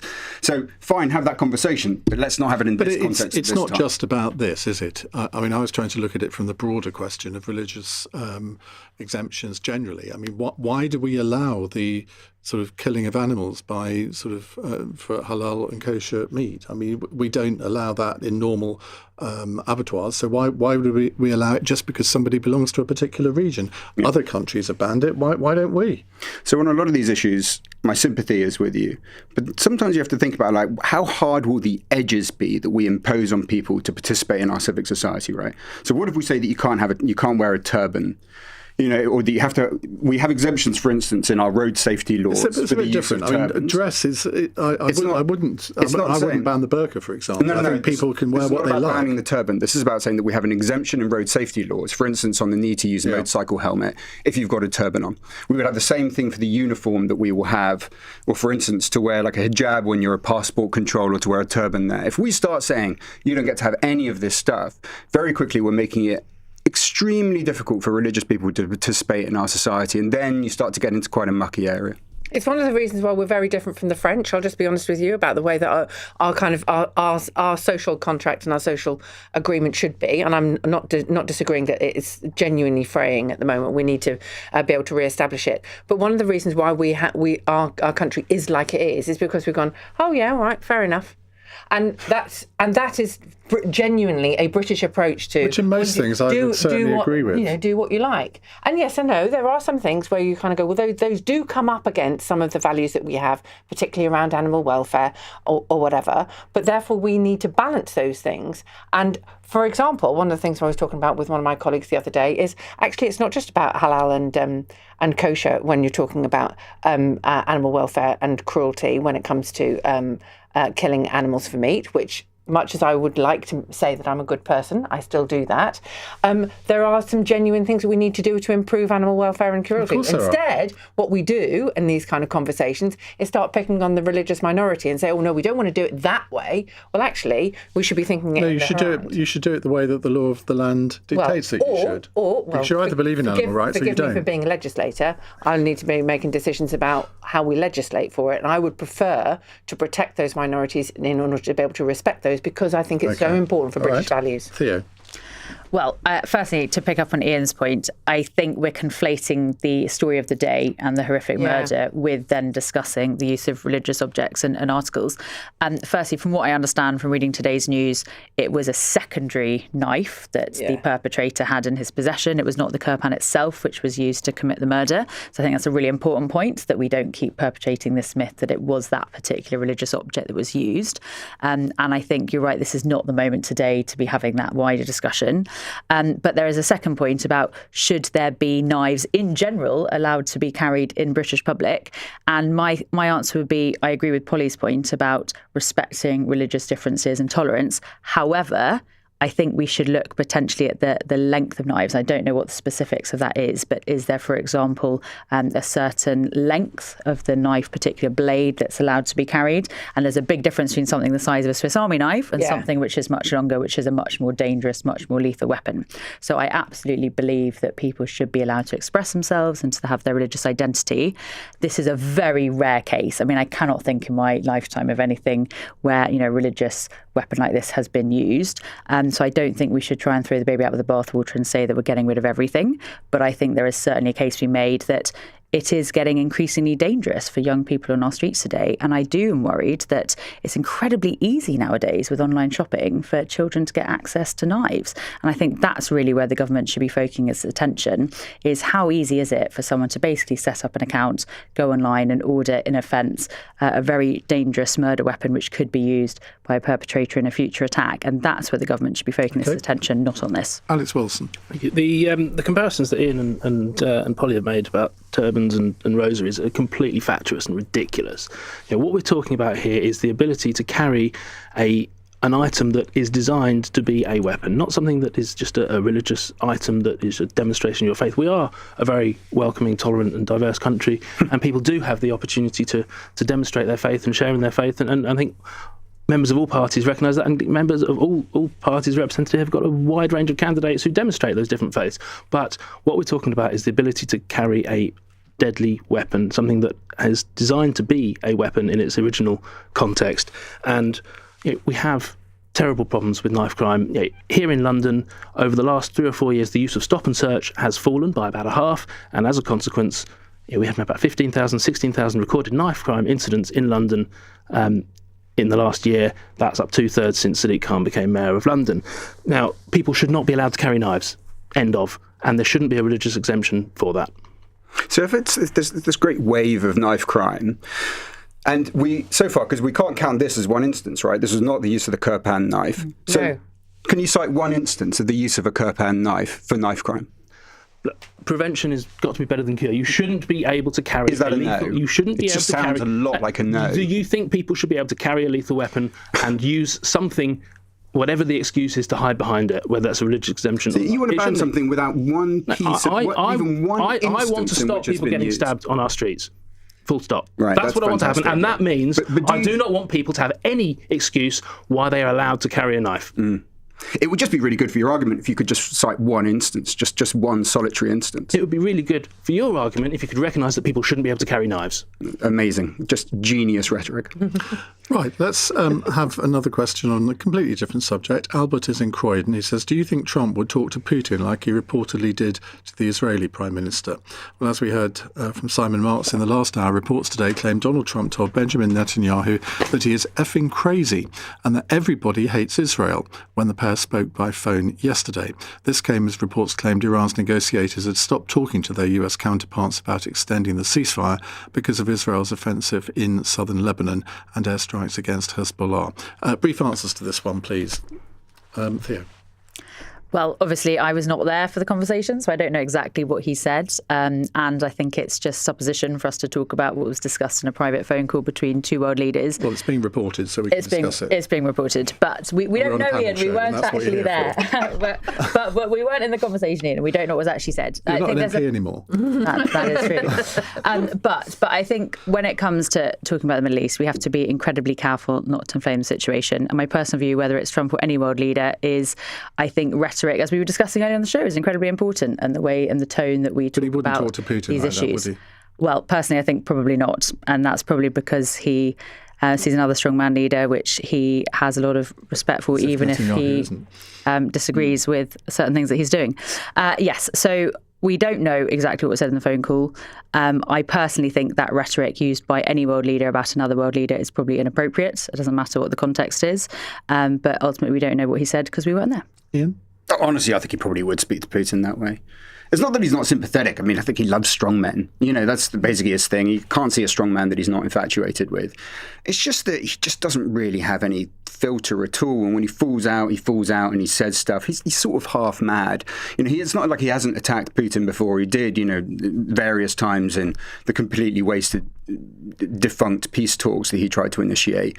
So, like, this might be the nicest thing I've ever said about Donald Trump, but I genuinely think he's a sort of, like, he might actually, in certain situations, speak that way towards Vladimir Putin as well. Alex?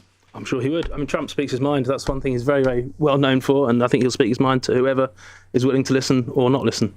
Holly? I think it depends on the relationships that he's got. Like most people, okay, you know, we might make some arguments about Trump being exceptional, but that sounds to me like the frustration of somebody who is expecting to rely on someone. And even though we talk a lot about the kind of relationship that Trump might have with Putin, he doesn't think he's going to rely on him. Right, your strongman point is important, but he sees him as somebody he might have to do a deal with. He doesn't think he's going to have. He can say, "Look, Vladimir, can you do this for me?" That is actually what American presidents tend to think they can do with the Israeli government and the Israeli Prime Minister. When in this instance, he was not doing, but Netanyahu was not doing what the United States wanted, the President of the United States wanted to do. He got very annoyed. So basically, Keir Starmer got off quite lightly, didn't he? Well, looks like it. There may be phone calls that we haven't heard about. Alex, I get the impression disappearing messages. I get the impression that Nigel Farage and Reform UK is sort of slightly becoming more distant from Donald Trump over the last few months. Is that a figment of my imagination? No, well, Donald Trump is the leader of the free world, and he's someone that every Western government has to do business with, and Nigel wants to become Prime Minister of this country and will therefore have to do business with him. But he has actually criticised Trump in a way that he hadn't before over the last few months. Yeah, perhaps. But, friends can have critical discussions. You don't have to agree with everything that somebody does in order to work with them and have that relationship. And actually, that's quite healthy. If everybody agreed with everyone all the time, I mean, clearly, none of us here agree with any of us certainly none of you agree with me on anything. And that's fine. That's healthy. That's the how we programme is discuss Get Young. We have 29 more minutes for that to happen. I bet you're right, though. It's 8:31. Put money on it, Ian. Katie Dartford has the news headlines. Hampshire police say one of the officers involved in the handcuffing of murder victim Henry Novak has resigned. 3 others continue their duties. The 18-year-old was arrested as he lay dying as his killer falsely accused him of racism in Southampton in December. South West Water has been fined just under £2 million for supplying drinking water unfit for human consumption. Hundreds of people fell ill 2 years ago after a parasitic outbreak at Brixham in Devon. An LBC has been told a girls' school was threatened by by blackmailers who said they'd release AI-generated sexual abuse images of pupils. The cyber gang demanded £250,000 ransom from the school in northern England, but it wasn't paid after police got involved. LBC weather, showers drying out to leave a mainly dry night, but wet for much of Scotland, lows of 10 to 14 degrees. LBC. Get 100 to 1 on England to lift the trophy when you sign up to Bet Victor. Opt in and deposit a £5. Maximum stakes £1. Good luck and come on England. We simply remember our favourite things and then we'll feel so glad. For all your favourite things, visit Bet Victor. 18 plus terms and conditions apply. Enhanced winnings paid in free bets and expire in 7 days. Offer expires 12 p.m. 29th of June 2026. Gambleaware.org. A message from TfL. I saw him in the local news a few days after. His name was Rakesh. They had to put him into a coma just because I didn't look again at that turning. He had 2 kids. How did I not see his bike ahead of me? Well, I didn't look again. He didn't make it. Drivers, take another look, not a life. To the Mayor of London and TfL, every journey matters. The people of Britain love their ice baths. They've bought loads of them. With the Barclaycard Platinum, they could also save with 0% interest for up to 24 months on purchases, which is a nice, warm feeling. What you buy is your business. Helping you pay less interest is ours. Subject to financial status, T's and C's and exclusions apply. Check if you're eligible at barclaycard.co.uk. Representative example, 24.9% APR representative variable and 24.9% purchase rate per annum based on a £1,200 credit limit. Cross Question with Iain Dale on LBC. Call 0345 6060 973. 8:34 on LBC. Polly Billington, Labour MP for East Thanet, is with us. Alex Wilson, Reform UK member of the London Assembly. Theo Clark, former Conservative MP, and political journalist Ian Dunt. Now, next question from Victoria in Taunton. With the news that a water company has been fined nearly £2 million over a parasitic outbreak which made hundreds of people ill, isn't it just becoming inevitable that we should nationalise our water network? Now, as a bit of background to this, South West Water has been fined £1.85 million after it pleaded guilty to supplying water contaminated with a parasite to the town of Brixham in Devon in the spring and summer of 2024. Hundreds of people were made ill and thousands had to boil their water before drinking it. Ian? Yeah, I mean, it does feel that way. In principle, there's nothing that shouldn't be privatised, but you have to be able to demonstrate that there can be effective competition in what you're doing, and that by virtue of the competition, you will improve the service for customers. Now, this is just a monopoly. In fact, that's what the judge said in the case. It's a regional monopoly. As you just said, supplying it to the town. There's no way you're going to live in that town and get it from somewhere else. So all of those effective competition mechanisms simply do not apply in this case. It's failure after failure after failure. And then you look politically where we're going to be. If Burnham wins that by-election, he's being pretty clear. He does not have a lot of time for privatisation. He's very, very open to nationalising industries. So in that question, if I was in their position, I'd be starting to feel very nervous indeed. I understand that to nationalise water would cost £100 billion. I wonder where Andy Burnham would magic that up from. Because you can't just... People say, oh, well, you don't have to give them any money. You can just nationalise it and effectively seize it. Or try doing that and see how the financial markets work. Absolutely right. I mean, this is the difficulty, isn't it? Where we can see an industry which isn't working. You could argue that it's more down to regulation than maybe competition. I don't know. But just to say, nationalise it as if it's that easy, it doesn't work, does it, Theo? I absolutely agree that the solution is not to just start nationalising all of our public services. And I totally agree with Andy Burnham's point on that. And I think the way a number of water companies, not just South West Water, has behaved is truly atrocious. You'll all remember some of the shocking examples of children who've died as a result of E. coli on the beaches.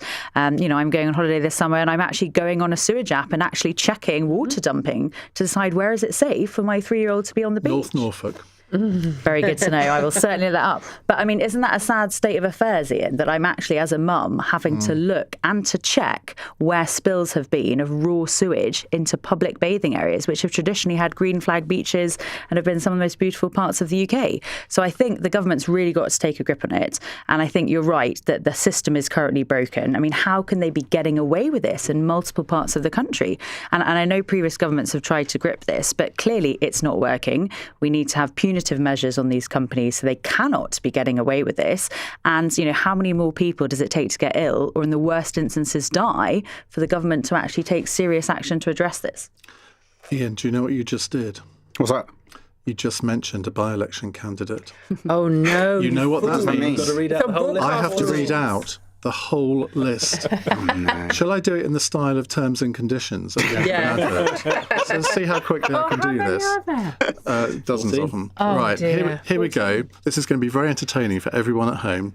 Jake Austin, Liberal Democrats, Count Binface Party, Andy Burnham, Labour and Cooperative Party, Dan Clark, Libertarian Party, John Alfred Dyer, Independent, Ed Gemmell, Climate Party, and coming up on the rear, Paul Gould, Independent, Howling Lord Hope, the official Monster Raving Loony Party, Rob Kenyon, Reform UK, Robert Pownell, Independent, Rebecca Shepherd, Restore Britain, Sarah Wakefield, Green Party, and Peter Ward, Rejoin EU, Bring in PR. Oh, I've missed one. Oh, there's another one at the end of the list. Michael Winstanley, the Conservative Party candidate. Oh, dear. I would like to apologise to everyone at home for what I've done. I realise that it was very naughty of me, but I can't promise I won't do it again just to mess with Iain. It's very tempting to me right now. Right, back to water. Polly Billingson. Well, look, I totally understand people's sympathy for the idea of nationalising it, but I'm sorry for being really boring. I'm an outcomes-driven politician. What difference will it make if it's in public hands? Now, I think one of the things it does is increases accountability and make sure that the people who are running it have to answer to the people who use it. And that's one of the reasons why, rather than just talking about nationalising it, it costs 100 billion quid and you don't improve one sewage outcome and you don't improve one pipe. That's very expensive and you don't get anywhere.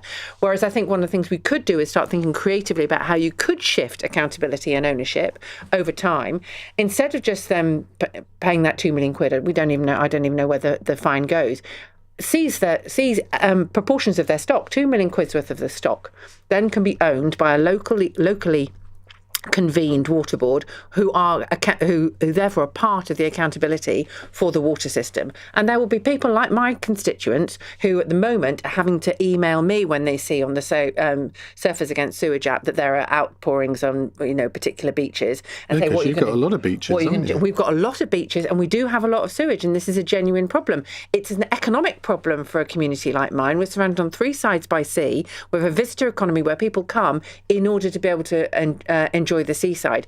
Therefore, this needs to be properly dealt with. Now, I think that some of that is about reforming Ofwat, but I do think there is an issue about accountability and making sure that we've got a locally accountable thing, because otherwise it ends up in Whitehall. God love it, I spent a long time getting here in order to be able to make sure that you get your hands on Whitehall, but it's not necessarily the best solution to any of these things, and seizing control of them in that way, it costs a lot of money, and what difference would it actually make? It's interesting you mentioned regulation there, because I think we probably can all agree that the water industry has not been regulated very well over the last, probably for the last 20 years. Yeah. But it was, I think, in 2017, wasn't it, that the sewage measurements started. So I don't know whether it was the Conservative government or Ofwat that imposed this, but you wouldn't have a sewage app if somebody hadn't said to all these private companies, you've got to measure this in future. In a bid for cross-party consensus, I will point out that it was Richard Benyon as the Environment Minister that actually started doing that monitoring. But what it revealed was what had been going on for 2 decades was that, yes, it had been privatised, and ostensibly it was supposed to put loads of investment in, and they'd actually just let it go to rack and ruin, and adopted an extractive model, which means that loads of pension companies elsewhere in the world are making money out of our water system. We are paying more, and we've got dirtier water. It's an absolute racket, and it has to change. We've put some changes in place, but I do think we need to think about how we establish greater accountability. So Nigel Farage becomes Prime Minister in 2029. You become an MP, Alex. I'm sure you'll be standing somewhere. And he makes you Environment Minister. What do you do? Well, having said in the last segment that I expect nobody on the panel to agree with me on anything this evening, I'm actually now going to agree with a little bit of what each of you have said. So, Iain, you're right. Privatisation works best where there is the possibility of having genuine competition, and a regional monopoly like water probably isn't that case. Polly, you're also right. What difference fundamentally would it make, a change of ownership structure? Probably little. And Theo, I didn't actually say no change in ownership structure. I said nationalising it by spending 100 billion quid. Yeah. I actually think changing the ownership structure to increase local accountability through turning that fine into stock ownership by local people would give us an opportunity. That's an important distinction. On the original focusing question, on policy. Whether the simple question of privatised or nationalised, would that make a fundamental difference? No. Well, at the moment, the privatised system definitely doesn't work, and that needs to change. Okay, well, let him put forward reforms policy. And Theo, you're right. Where things like this have happened, then absolutely they need to be held to account. And the fact that we've had a £2 million fine imposed is part of that process. So the system isn't working, and the fact that these examples of this are happening is a demonstration of that. But the fact that a fine can be issued is at least some recompense for that. So you wouldn't actually change the system at all? Well, there could be an argument for looking at natural monopolies, whether there's a role for the state to play a bigger role in that. And we've talked about that in the context of energy and steel and things like that. But this huge price tag of £100 billion when we don't have lots of money sloshing around to do all the many things we would like to do, is that the best way of spending that money? Well, also, let's just remember, with Thames Water, it's basically a failed company. There are some arguments where you might actually be able to bring that into public ownership. Again, focusing on the outcomes. What difference will it make if it's no longer about to fall over, no longer dependent on that kind of extractive model, and you can start being able to run that company for the benefit of the people who need it, which are the people who need the water? But I'm not hearing from you, Alex, any fresh policy on this, any fresh ideas as to what to do to make the system better. And surely by 2029, we need to know what reforms UK's policy on water is. And we're in 2026 now, so by 2029, I'm sure we can give you a much more detailed answer. Well, we'll see. Amazing. Right, 8:43 is the time. LBC. You've probably been with the same energy supplier for decades. And why wouldn't you be? Loyalty matters. But lately, bigger hasn't always felt better. You've probably dealt with long waits and endless automated menus in search of someone who can actually help. Octopus Energy is now Britain's biggest energy supplier, trusted by over 8 million customers, because we do things differently. Our people focus on the most important thing, you. When you call, you'll speak to a real person. No robotic scripts, no computer says no, just an honest conversation with someone who actually wants to help. Join the millions who've already made the move. Octopus Energy, recommended by which a record 9 years running. Visit octopus.energy/better for verification. Get iPhone 17 in the Vodafone Business Summer Sale. iPhone 17 is built for business with all-day battery life and the powerful A19 chip for fast, efficient performance. Experience it all on the best network for business and save £300. Hurry, offer ends the 22nd of July. Vodafone Business. Businesses with up to 9 employees only. Based on iPhone 17 and 24-month unlimited airtime plan. Best network is awarded at the Mobile Industry Awards. Saving calculated over 36 months. Feel every pass and every goal. Discover the next generation of televisions at John Lewis. Experience the full clarity of the latest RGB and OLED technology. Brought to you by some of the world's best brands. Price matched against 25 leading retailers with a 5-year guarantee on all TVs. Your best view of every game is available right now at John Lewis. It's football upgraded. T's and C's and exclusions apply. See johnlewis.com for details. Octopus Energy. Great value and outstanding customer service. Recommended by which? A record 9 years running. Cross Question with Iain Dale on LBC. 8:45 on LBC. Right, we're going to get through 3 questions in the next 15 minutes, assuming no one mentions a by-election. Nicole is in Sutton Coldfield, and she says, how did maternity services in this country sink to the point that so-called carers are telling colleagues they want patients to F off home and not to be too kind to them? Now, a BBC Panorama investigation has revealed that staff in the maternity unit at the very controversial Nottingham University Hospital's NHS Trust, which is currently subject to the largest maternity inquiry in NHS history, is being chaired. Which is currently subject to the largest maternity inquiry in the NHS history, made these comments. It's being chaired by senior midwife Donna Ockenden and is due to publish its report later this month. Well, Theo Clark, you chaired the birth trauma inquiry. Obviously, this is Well, no, it's not different to this, is it? Because I mean, if you're a mother in hospital being told to F off home, and people are being told not to be too kind to them, I mean, that's pretty serious. It is. So we have a number of shocking stories that have come forward this week from members of the public sharing really shocking examples of care as pregnant and new mums. And unfortunately, Iain, this is not new. I mean, I chaired a cross-party parliamentary inquiry 2 years ago, which heard from 1,300 families about really shocking examples of poor care. And the headline finding that we found was that, unfortunately, firstly, there's a postcode lottery in this country in terms of maternity care. And I found that absolutely astonishing, that depending on where you currently give birth in this country, you will actually receive a different care pathway as a new mum. And I think the government really urgently needs to take a grip of ending that postcode lottery. But what I found really shocking, listening to the stories, many of which were in the Panorama documentary on Monday night, is the way that people were being treated. And unfortunately, that chimes with many of the stories that I've personally heard from mums that write into me almost every day with shocking examples. And I think we need to have a really frank conversation about culture in the NHS. And it's quite frankly unacceptable that mothers are being sent home. I mean, I've heard of stories of women calling the unit multiple times to say that they've had issues with their baby and basically being ignored, told not to come into the hospital. In the worst instances, the actual baby has died because the mother was not brought into the labour unit and didn't go on to give birth. And why is it that in the UK we are not listening to mothers and we are not listening to patients? And I find the most shocking statistic I heard in my entire time in Parliament was it is outrageous that we are spending more money in maternity litigation, so payouts for maternity compensation where mothers have sued the NHS, than we actually are in our frontline maternity services. So I think that just illustrates the scale of the problem. And we also have seen so many shocking reports. I mean, the CQC has downgraded in the last few years the number of maternity units from good to requires improvement. And that is shocking. I mean, do mums feel safe giving birth in this country? Based on the evidence that I've seen in the last few years, I don't think that is the case. And that needs to change. Polly, is this something you hear from your constituents about? Yes, I do, because in East Kent we had a particular scandal, and Donna Ockenden came and did an inquiry specifically about the maternity services in East Kent.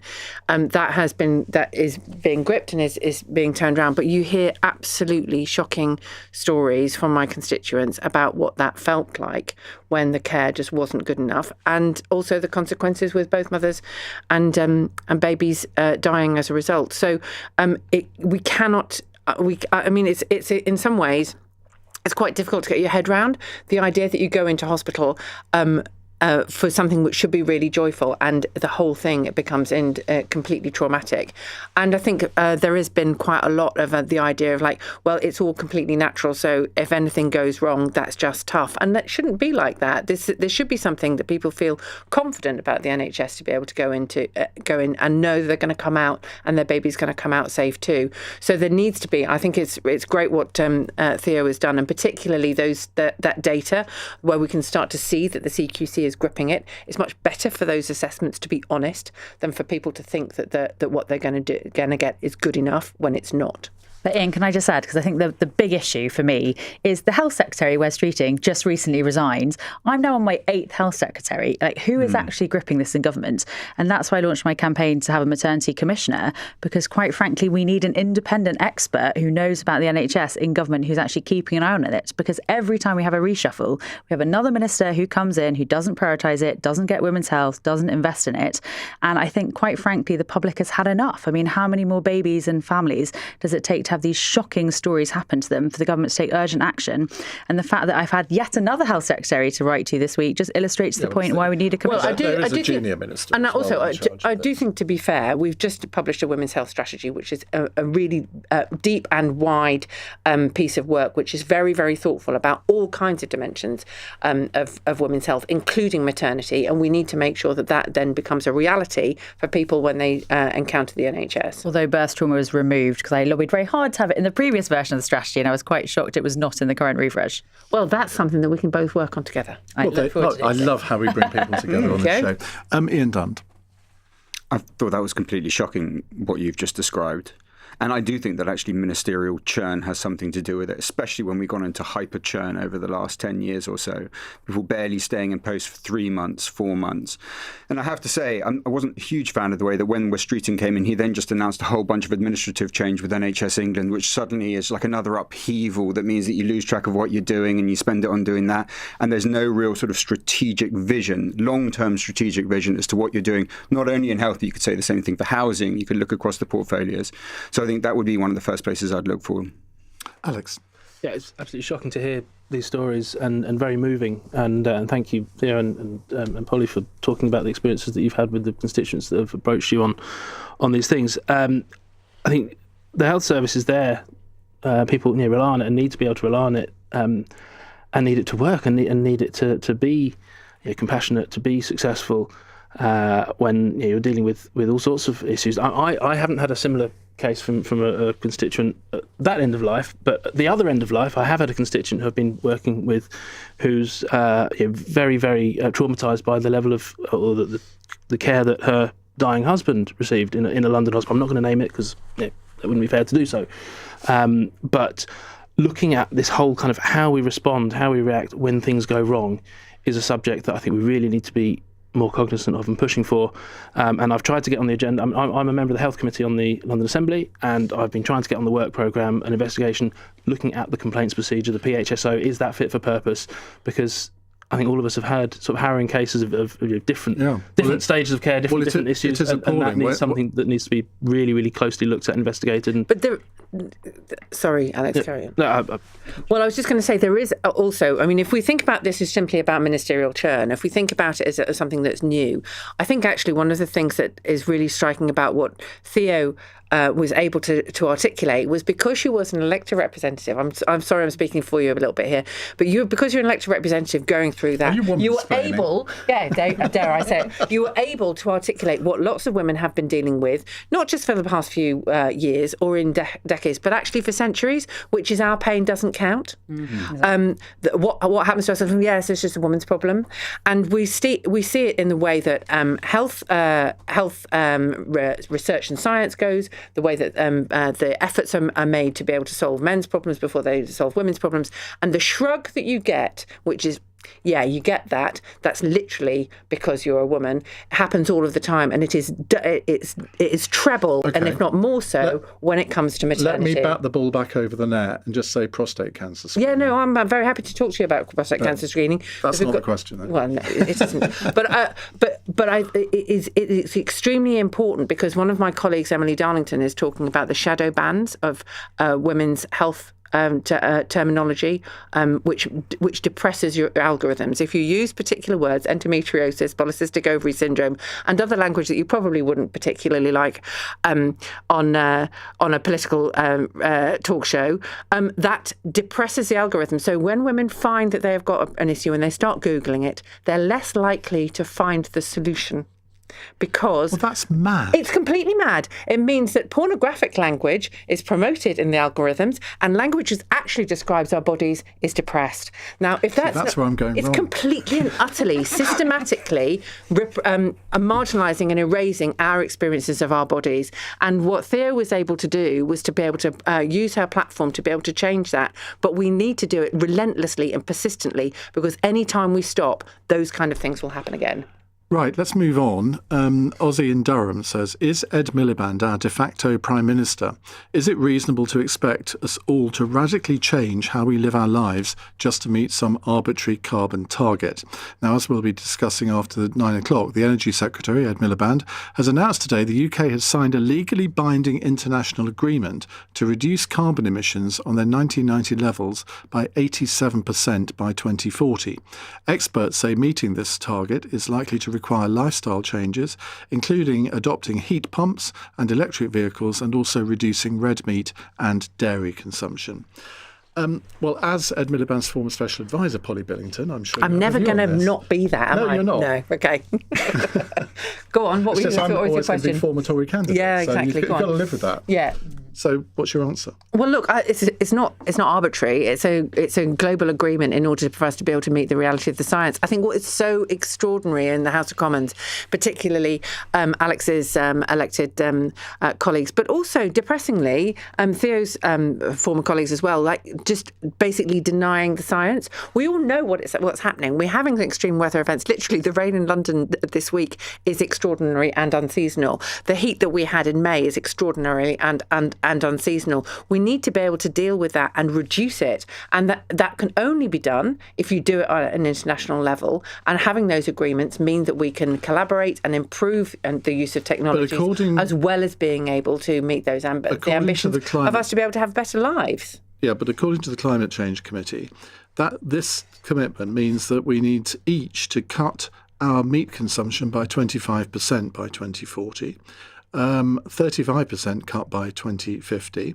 20% cut in dairy consumption by 2035, and maintaining that reduction to 2040 and 2050. So British farmers are shafted yet again. No, I don't think that's necessarily the case. And remember, the Climate Change Committee is not designing policy. What it is doing is setting a range of scenarios about how you might achieve that. There might be other ways of achieving that, and particularly about how you do land management, how you generate, how you make your food and how you eat your food and so forth are important ways of doing that. But it's not the only way. And we have significantly managed to clean up our energy supply in a way that is absolutely transformative and beneficial for our economy in a way because we've made big decisions. Importantly, we've made them through political consensus. Right. We haven't got a lot of time left, so let's whiz around the rest of the panel. Alex. Well, I'll tell you how I like eating my food, medium rare.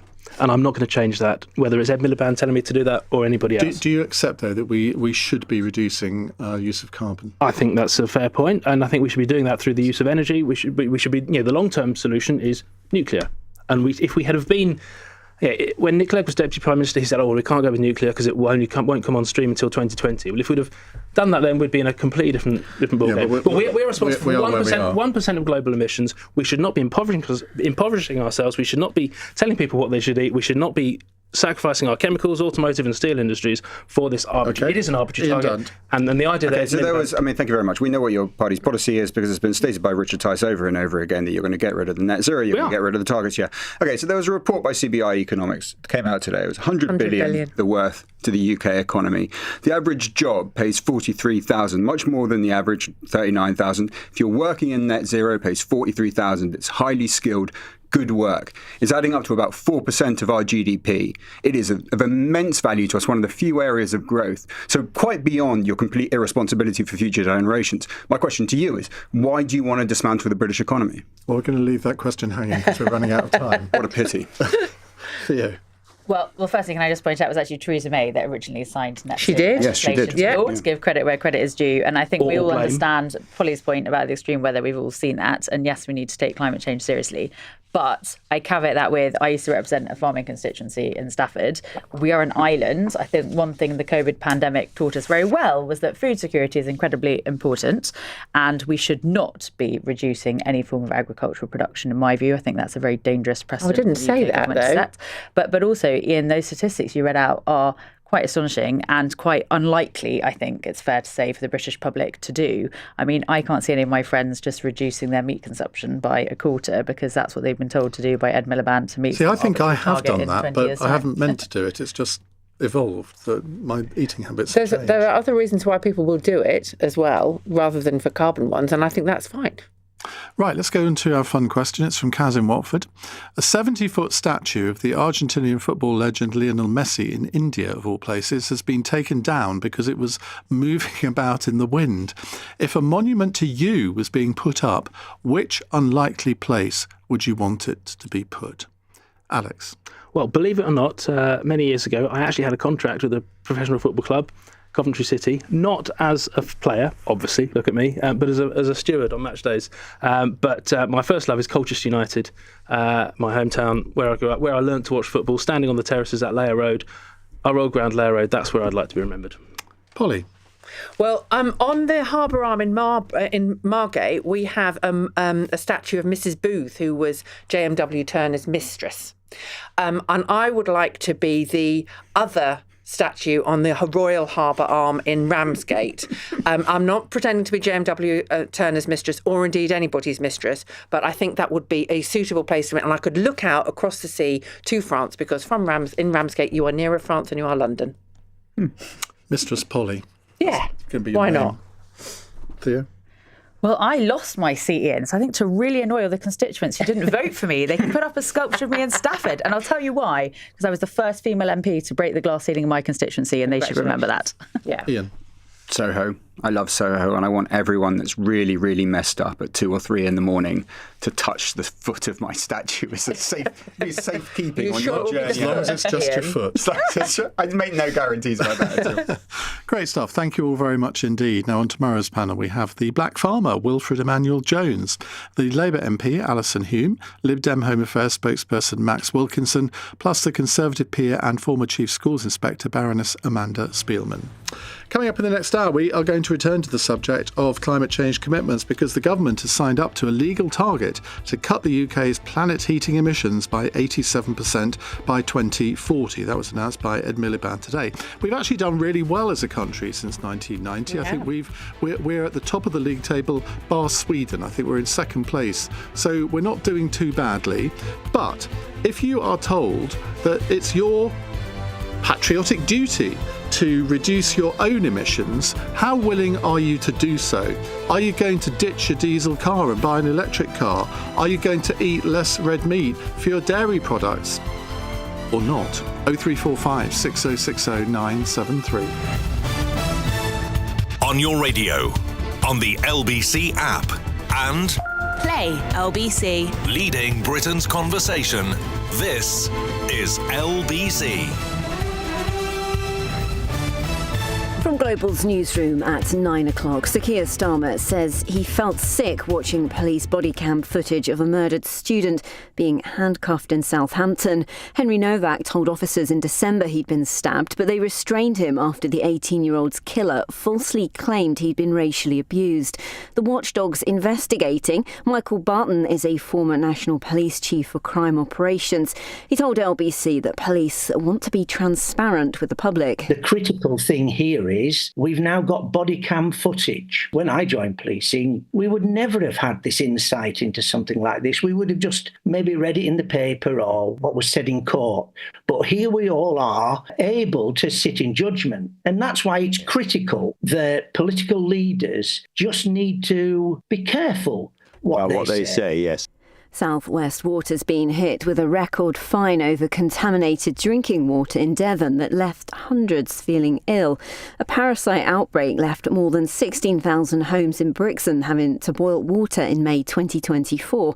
The firm's been ordered to pay £2 million, with its lawyers issuing an unreserved apology. Ukrainian officials say the number of people killed in Russian drone and missile attacks overnight has risen to 22.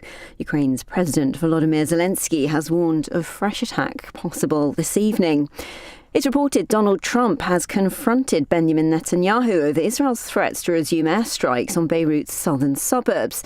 The US president is understood to have told the Israeli Prime Minister, "Everybody hates you now."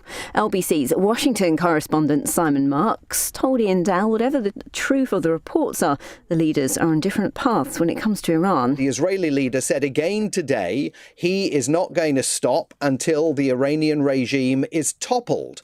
President Donald Trump now says regime change was never part of the deal, even though it clearly was on the day that the war was launched. He called on the Iranian people to rise up and take control of their own destiny. And thousands more black men with particular genetic mutation are being invited to take part in a prostate cancer screening trial, but it won't be offered to the wider population as per official guidance. In the city, the FTSE 100 has closed up 34 points at 10,373. The pound buys $1.34 and €1.16. LBC weather: showers drying out to leave a mainly dry night, but wet for much of Scotland. Lows of 10 to 14 degrees. From Global's newsroom for LBC, I'm Katie Dartford. This is LBC from Global, leading Britain's conversation with Iain Dale.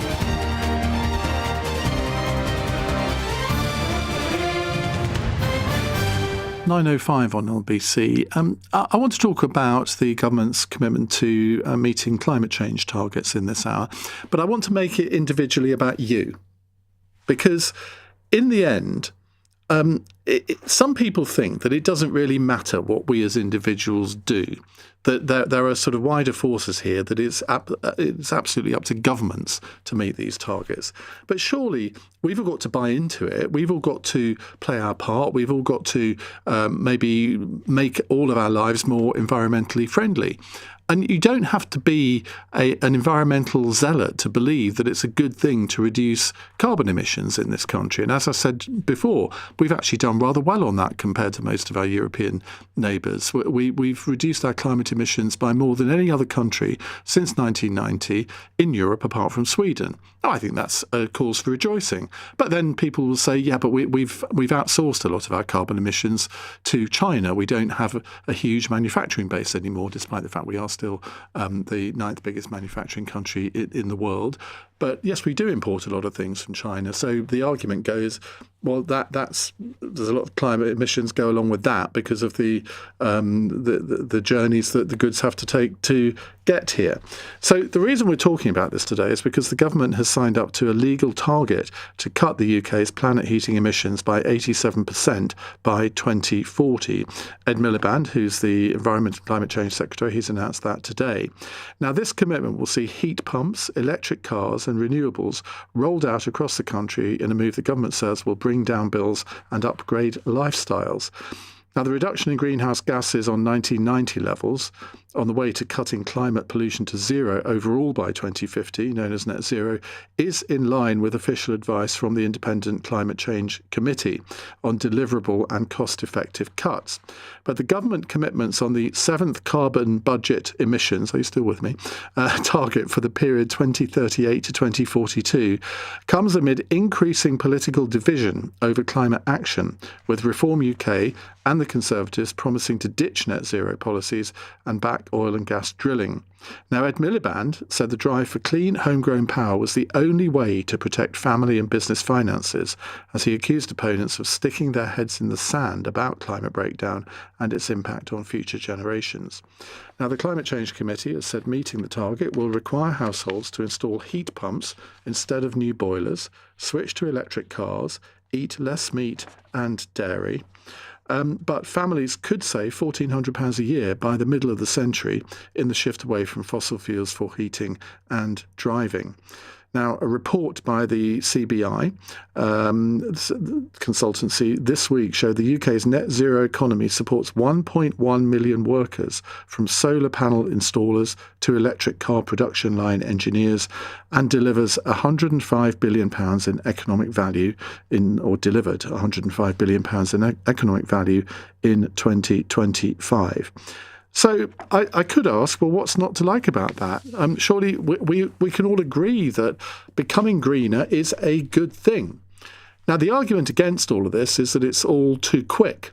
I don't think even people in Reform UK, I mean, Nigel Farage and Richard Tice have both said that they are not climate change deniers, but they don't believe in net zero by 2050. They think it should take a lot longer. And they believe, and Kemi Badenoch has said more or less the same thing, that we need to have a wide range of energy in our energy basket. So it can't just be totally reliant on renewables. Nuclear needs to be there.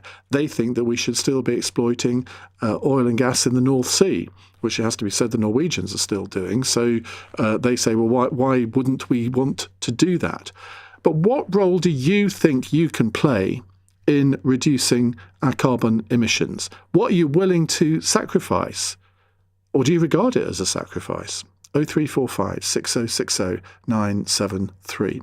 George Monbiot joins me now, the Guardian columnist. He's also a prominent environmental campaigner. George, always good to talk to you. Thank you for coming on the programme. Do you think that individuals throughout this country can actually play a big role in this, or is it down to sort of big corporations and the government to force this through? Well, we can and should play a big role, but the government has to lead on this. And one of the things that's been really shockingly absent in this has been government attempts to talk directly to people. where are the emergency briefings of the kind that we had with COVID? I mean, Parliament declared a climate emergency back in 2019. We know from what the scientists tell us we are in a climate emergency, and yet we don't have any of that. We don't have any public information videos. We're just handed down these rather technical reports, which the vast majority of people are never going to read. And then because people aren't connected to the issue, the likes of Reform and the Conservatives can wade in, often with highly misleading claims, to try to derail the green transition. So what do you think should be said in this sort of public information campaign? I mean, imagine you're leading this campaign and I'm the consumer and you're trying to convince me to change my ways and do things which will be good for the environment. What would you highlight on? So I think I'd start by explaining where we're at, that this is an extremely serious, potentially existential crisis that we're involved in. If we do nothing, it's going to have a very severe effect on us and on our children and grandchildren. It's already having major impacts on people around the world. Indeed, with the floods and the heat waves and the other issues that we've had in this country, it's having significant impacts on many people here. Doing nothing is not an option, but we need the country to pull together. Just as it pulled together on COVID, just as it's pulled together in times of war, we need to pull together. The government is going to make things as easy as possible for you, but we want you to contribute to this great national effort by when you buy a new car, don't buy a petrol or diesel one. Buy an electric car, an EV. When you replace your boiler, don't replace it with another boiler. Replace it with a heat pump. Right now, just on that, just on the heat pumps thing. I've got to. I own a property which I let out to someone a friend actually in Tunbridge Wells, and her boiler is about to cark it. And so I've got to make that decision myself. I haven't looked into it yet, but my instinct is that heat pumps are going to be much more expensive than a boiler. So if I'm on an average income, I mean, am I really going to be able to spend or even want to spend a lot more money on a heat pump when I can get a boiler more cheaply? Well, with the government subsidising heat pumps, I think the subsidy is £7,500 at the moment. That's worth checking, but it brings it down to roughly the same price as a boiler. And then straight away, you're making significant savings because it is considerably cheaper to run. Right, so we've got electric cars, heat pumps. So I bought an electric car, so I'm past that test. Heat pump, I may be about to pass the test. What else? So this is a more difficult thing, which government has kind of buried. It doesn't really want to talk about because it recognises it's very sensitive. But a major component, and this will be an ever bigger component as other sectors, their carbon footprint shrink, is diet. And the more meat and milk you consume, the bigger your greenhouse gas impact. And so, we really should be switching much more towards a plant-based diet, which happens, incidentally, to be healthier for us as well. But that's something we're just not hearing. The government's not telling us this because it doesn't want to frighten the horses. Though actually the horses, well, certainly the cows and the pigs and the chickens would probably be a lot happier if they heard it. Anyway. Well, they might not exist at all. But... They might not exist as well. I think given the choice, given the conditions that they're raised in. Anyway, that is something that it's not going to be just something that government can do for us. It's something we obviously need to participate in. But, we're not going to do it unless we have a sense that everyone else is doing it. And that's not going to happen unless the government communicates the crisis to us, explains why these measures are necessary, that it's not just some ideological thing that it's trying to impose on us because of this climate science mafia who are only in it for the money because, of course, if you want to make yourself extremely rich, become a research scientist rather than, say, an oil executive. I mean, it's all so preposterous. But, because of that absence of communication, you get these stupid things are levered into people's minds by the likes of Reform and the Tories. Of course, any farmers listening to this are going to think, oh, well, here we go again, something else that's going to cost us money, because if we can't produce as many, if we haven't got as many cows or chickens or whatever, and we can't sell them because the demand has gone down.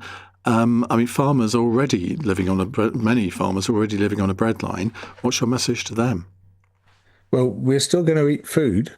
It's just going to be different food. And it has to be said that, farmers are the only industry which attack their customers for changing their tastes. And I get so much flack from farmers because I got a plant-based diet. You think, I'm still eating farmers' products here, but just maybe different farmers, or maybe you could change the products that you're producing. But isn't the customer supposed to be right in these circumstances? That is a very good way to end. George, thank you very much indeed. That's George Monbiot, the Guardian columnist and environmental campaigner. Lots of calls already coming in on this, interestingly. 0345 6060 973. Do you think that you are going to change your ways to help the country meet these targets? Maybe you already have done. Give me a call and tell me how. 16 minutes past 9. This is LBC. In a world full of noise and uncertainty, IG is the investment platform that backs you. Forget the dubious tips from that guy down the pub. Get real-time insights, analysis and tools. No more fat cat brokers clawing your gains. Pay zero commission on your investments. Switch to a platform trusted by British investors for over 50 years. IG. Trade, invest, progress. Your capital's at risk. Other fees may apply. Get iPhone 17 in the Vodafone Business Summer Sale. iPhone 17 is built for business with all-day battery life and the powerful A19 chip for fast, efficient performance. Experience it all on the best network for business and save £300. Hurry, offer ends the 22nd of July. Vodafone Business. Businesses with up to 9 employees only. Based on iPhone 17 and 24-month unlimited airtime plan. Best network is awarded at the Mobile Industry Awards. Saving calculated over 36 months. It's like a jungle sometimes. It makes me wonder how I keep from going under. Get that Toyota electric feeling with the all-new, all-electric Toyota Urban Cruiser. Available with 0% APR representative and £1,500 deposit contribution. And save £1,500 with the Toyota Electrified Saving. Visit your nearest Toyota centre. Price from $29995. Available on Toyota PCP when financed through Toyota Financial Services by 30th of June 2026. Optional final payment indemnities may be required. See website conditions apply. Iain Dale. Text 84850. This is LBC. 18 minutes past 9. Some very cynical person has texted in. It's called Roger. I know right now you won't be putting a heat pump into your property. Well, you don't know that at all. I haven't even looked into it yet. So I might do, but it does partly depend on what the cost difference is going to be, doesn't it? Because it's all very well having principles and sort of saying, oh yes, I'd want to play my part in all of this. But if it's going to cost you an extra few £1,000s, I mean, a rational economic decision would be not to do it if it's going to say cost you £3,000, £4,000, £5,000 more than a boiler would. So I'll be sure and let you know, Roger, when and if we make that decision. I know exactly what my partner's going to say. Anyway, we are talking about the government's climate change targets, international targets, which they've signed up to. But it could mean that we should all reduce our meat consumption by 25% over the next 14 years, 35% by 2050, and reduce our dairy consumption. I don't eat that much dairy, to be honest. I hated school milk. In fact, I still can't drink milk. I think it's disgusting. But obviously milk goes in lots of things, doesn't it? So what are you going to do, if anything, to help achieve these targets? Susie is a first-time caller in Richmond. Hello, Susie. Hello, good evening. I'm so cross about this proselytising about heat pumps. They're unsightly, they're large, they're noisier than normal boilers. They need larger pipes and larger radiators. To put the system into an old house is not the cost of the boiler. You're digging up stone floors. It's fairyland. It's fantasy land, and I'm very cross about it. And I do think it's a proselytising thing. Well, You use that word proselytising, and in a sense, I suppose it has to be. If you want to persuade people to change to heat pumps, you're going to advocate all of their benefits. Me. Absolutely not. Well, no, I can tell. But, I mean, a boiler's not exactly very sightly, is it? You can hide it in a kitchen cupboard. A heat pump, you can't. It's a great big thing, and it looks like a hotel air conditioning unit stuck outside your house. What if you've got 20 flats and they've all got them going? Well, honestly. Doesn't it depend on the size of the house? Sorry? Doesn't it depend on the size of the house? Yes, it does. And therefore they're not suitable for many homes. Well, they would be for the one that I own, which is it's an end of terrace house, so it could go in the garden. Well, good luck with that. Yeah, well, I can. What about? I mean, do you accept though that there is a need to reduce carbon emissions, and that in theory we should all be playing our part?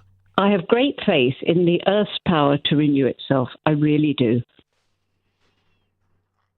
So you don't believe that any of these extreme weather events are anything to do with climate change? They may well be, and they have happened before, and they will happen again. Isn't that being rather complacent, though? Possibly,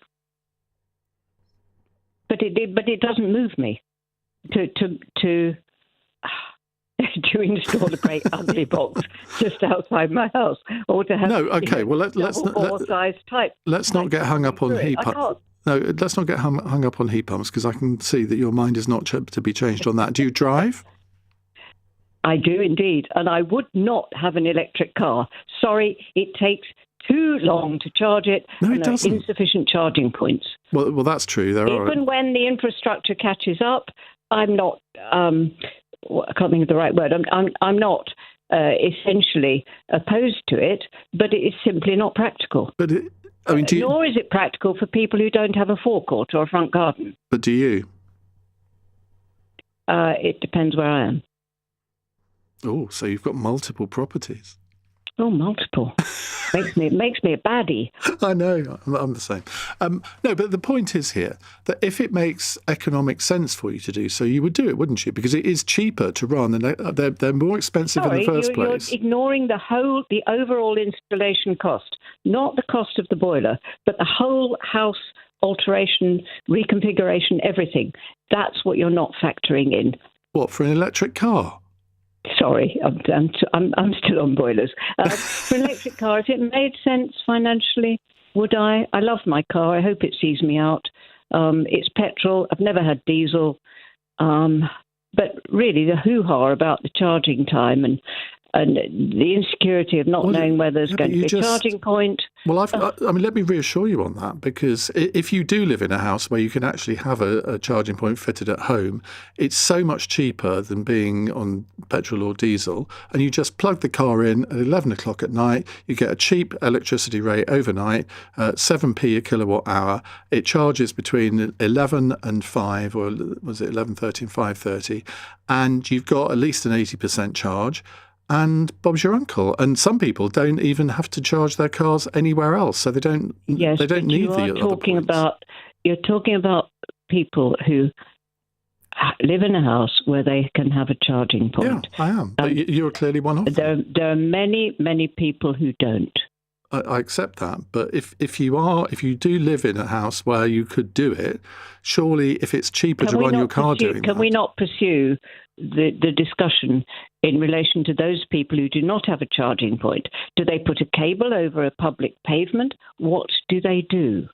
Well, I think in the long term, the cable would go under the public pavement, wouldn't it? But you're right. This is a really big issue, because if you say you live in I used to live in a terrace street where it would be almost impossible to have those kind of charging points in the street. So I don't know what you do in that. I think I also detect in myself a resistance to the holier than thou of it all. I recognise that. Basically, you're admitting you're a little bit of a Luddite, Susie, aren't you? Yeah. Yes. Proud of it. No, I wouldn't say proud, but don't want to be dislodged from this perch. No, well, I understand where you're coming from. I remember when I went from petrol to diesel, and that took quite a bit, I have to say. And then when I went to electric, and it didn't work, first of all, because I got a car which just didn't have the range. So I went back to diesel, and now I've gone back to electric, and I love the car. I've got over all the range anxiety now. Susie, thank you very much. Simon's in Brixton. Hi, Simon. Oh, hi. Thanks for having me on, and thanks for raising this topic. It's great to hear George Monbiot. I think it's quite funny that we're now living in an age where the Luddites are the ones sticking to fossil fuels, whereas a few years ago it was considered that all environmentalists were the Luddites living in the past. I've made a few personal sacrifices. I pay a little bit more for my energy bill to have renewable energy with a renewable energy contract, and I gather the biggest, most popular energy company in the UK it's Octopus Energy, and I'm with Ecotricity. They're now the biggest suppliers in the UK, showing that people are actually willing to make a bit of a sacrifice for doing the green thing. And I think we would live in a much healthier world if everyone ate a bit less meat and cycled instead of driving a car. And we'd get cleaner air with electric cars. There'd be less obesity and less burden on the NHS, and people would be healthier and happier. And it would help with climate change as well. I'm really lucky to have an electric bike, so you don't even need to spend thousands on an electric car.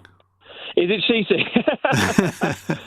Well, it's got. They're quite expensive, though, aren't they? Because I looked at getting one of those, but when. Some of my listeners know that I'm in the middle of a driving ban for totting up points on speeding. And so when my partner discovered he would have to take me to the station and pick me up every day, should we say that didn't go down particularly well? So I thought, I will be responsible. I'll look into getting an electric bike. I couldn't believe the cost of them. Yeah, they are expensive, but it's funny, isn't it? Yeah, with driving licenses, points don't add up like club card points, do they? Well, they do in my case. Hopefully you didn't get a free night in the cell, but no. One of those things. But look, my electric bike, it's got a big, it's a three-wheeler, so I guess it's a trike. I can do a whole car's load of shopping with it. I can move big amounts of wood and tools on it as well. It's actually on a long-term loan from a friend. It is about £5,500. But do you not worry it'll get stolen? I have 3 bike locks on it. It's in a secure area, and the control panel gets removed each night as well. So it'd be quite a bulky thing to steal. But yeah, an electric car is £60,000. Well, a Tesla would be £35,000 plus, and you can get an electric car for £21,000, but that's still a lot more. So I do worry about it, but it's under a cover. And it's quite a difficult thing to sell on when it's such a bulky 3-wheeler. So I'm not too worried about that, and I leave it out. I go shopping with it, and it's been fine so far. So it's part of the future. It's great. It keeps me healthy, and I'm looking out my window. There's a delivery guy delivering food on an electric bicycle, and I just think the future's here. And I think the more people do it, obesity and poor health. The meat issue is a huge one. People say, "Oh, we evolved to eat meat," but if we all had meat just 2 or 3 times a week. I had corn chicken nuggets today, fake chicken, and they actually taste they're great, yeah, with chips, and they taste like McDonald's chicken nuggets from the 90s when allegedly they weren't made of real chicken. They taste great and they're healthy, and I'm in pretty good shape. Yeah, I see a lot of very unhealthy people saying, "Oh yeah, let's stay on fossil fuels and drive our cars everywhere." And we're not kind of designed by God or evolved to be like that. We're designed to move around with our own energy, and it'd be a much greener, healthier world if everyone followed my example. I think, although I'm sounding a bit holier than now. Yeah, I don't think Susie would be very pleased with you, Simon. And she's wrong about the electric car thing as well. She's it's funny, isn't it? So the last when the PR companies, they make people believe ridiculous things like the Humvee is more green than a Toyota Prius. That was doing the rounds at one point. To say that it's easier to have a car where you have to drive to a petrol station forecourt and then fill it up, then drive it home again, when an electric car can literally run off any plug socket. It's bananas. But if you live in a terraced road, which many people in your area will do, it's really difficult to charge an electric car, and you do have to go to a charging point to do it. And the cost of charging it at one of those points will be something like, between 60 and 90 pence a kilowatt hour, rather than 7 pence, which you get if you do it at home on a cheap tariff. Well, that's a good point, but that's an argument to lobby the councils to make public charges cheaper. Here in Lambeth, we do have, essentially they just convert a lamppost because a lamppost already has power to it. So they stick something in the side with a little app and fitting, and so you can charge anywhere, albeit a little bit more expensively. I mean, you can just throw a cable out of a window to charge your electric car. And I say with an electric someone will bike, trip over it. Well, it's a dangerous world out there. Just put a cable cover over it. They'll trip over it and then they'll sue you. That's the world we live in, isn't it? Simon, great call. Thank you very much indeed. David in Kingston says, why do these conversations always overlook the many people who live in flats? We mentioned that, I think, 3 times in the last half an hour. It is a real problem. But then again, if you live in a newish block of flats, there's normally a car park underneath it. So that's presumably where you can charge a car. But there are, I suppose, plenty of tower blocks that don't have underground car parks, aren't there? 9:31 on LBC, news headlines with Katie Dartford. A police officer's resigned after body cam footage was released showing a murder victim being placed in handcuffs despite telling them he couldn't breathe. Henry Novak was wrongly accused of racism in Southampton in December. An investigation into how police responded will be published within 3 months. President Zelensky's warning Ukraine could come under attack again tonight after facing a Russian missile and drone onslaught early this evening. Ukrainian officials say 22 people have died. And Southwest Water say they apologise unreservedly after receiving a record fine for a parasite outbreak that contaminated drinking water in Devon. The firm's been ordered to pay nearly £2 million after hundreds reported falling ill in May 2024. LBC weather, showers drying out to leave a mainly dry night. Wet for much of Scotland with lows of 10 to 14 degrees. This is LBC. Close your eyes. Take a deep breath. And come on in to Classic FM Calm, LBC's soothing sister station.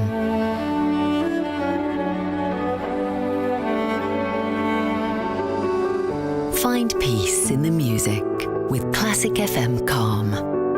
Listen on Global Player or ask your smart speaker to play Classic FM Calm. A message from TfL. I saw Alicia's photo in my newsfeed. All I can think of is her family. How they're getting on. If they're getting on. I didn't look when I pulled out, and she never made it home. Sounds crazy, but it felt like her motorbike came out of nowhere. But I know the truth. I didn't look again. Drivers, take another look, not a life. To the Mayor of London and TfL, every journey matters. You think a football coach just teaches how to kick a ball? Nah, a football coach gives you the skills to win in life. I stay focused for 90 minutes. So a 60-minute exam is no sweat. Job interviews don't scare me. I'm up against 11 players every week. And I'm not just captaining a team. I'm prepping for when I'm running my own company. A coach's influence goes beyond the pitch. That's why Chase Bank has funded over 6,000 grassroots coaching qualifications. Search Chase. You know what you're getting with a football away game. The lucky shirt you wear every weekend. Tactical discussions. Just needs to shoot. Yeah, exactly. Queue for the turnstiles. Trying to get a chant going. Half-time pies. Hoping for a last-minute winner. Happy with the point. Sometimes in life you just know what you're getting, like a luxury bed and a great night's sleep at Premier Inn. You know what you're getting with Premier Inn. Iain Dale on LBC. William says, I'll eat less steak when Taylor Swift stops using a private jet. You see, I think that is a facetious comment, but there is an element of truth in it, isn't there? Because I'm sick and tired of really famous people who lecture us about the environment and how we should all go green. Yes, I'm talking about you, Prince Harry, and the Duchess of Sussex, because they're very good at doing this, and yet they turn up to things in private jets. And it's an absolute disgrace, and I'm fed up with any celebrity doing that. If you're going to lecture us, at least abide by what are supposedly your own principles. So if you've just tuned in, we're talking about climate change and the fact that Ed Miliband has signed up to an international agreement guaranteeing that Britain will reduce greenhouse gases, i.e. carbon emissions, by 87% by 2040. We've done quite well on that, and that is partly because I think the British people in general have bought into this, and we all want to play our part. I don't think anybody's going to say that it's wrong to want to reduce greenhouse gases into the atmosphere. But what are you actually planning to do about it yourself? What have you done? And has it been as difficult to make a transition, maybe to an electric car, to a plant-based diet? Do you have any regrets about it? Let's go to Anthony in Grays in Essex. Hello, Anthony. Hello, Ian. Thank you for taking my call.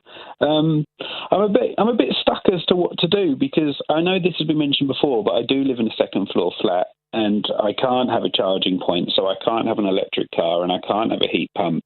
And I think the longer I go without being able to get these things, the more taxes I'll be paying, almost in a form of being punished for not going along with the status quo with the green agenda, if you see what I mean.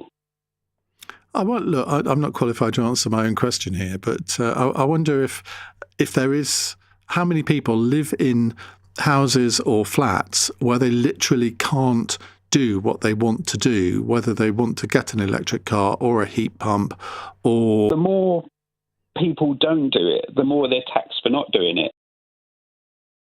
Litre engine car, and I'm paying nearly £400 a year in taxes. Road tax, for that car. So, an electric car would be wonderful for me. I travel 70-mile round trip every day for work. I'm sure electric car would be very useful for me, but there's no way I have to charge it or to use it, so to speak. And same as not having a heat pump. By not having a heat pump years down the line, there's a possibility of, again, being charged more taxes, more environmental taxes, because I can't have them when it's not my fault I can't have them. You could get a hybrid car. I've had a hybrid car in the past, and I thought they were quite good, but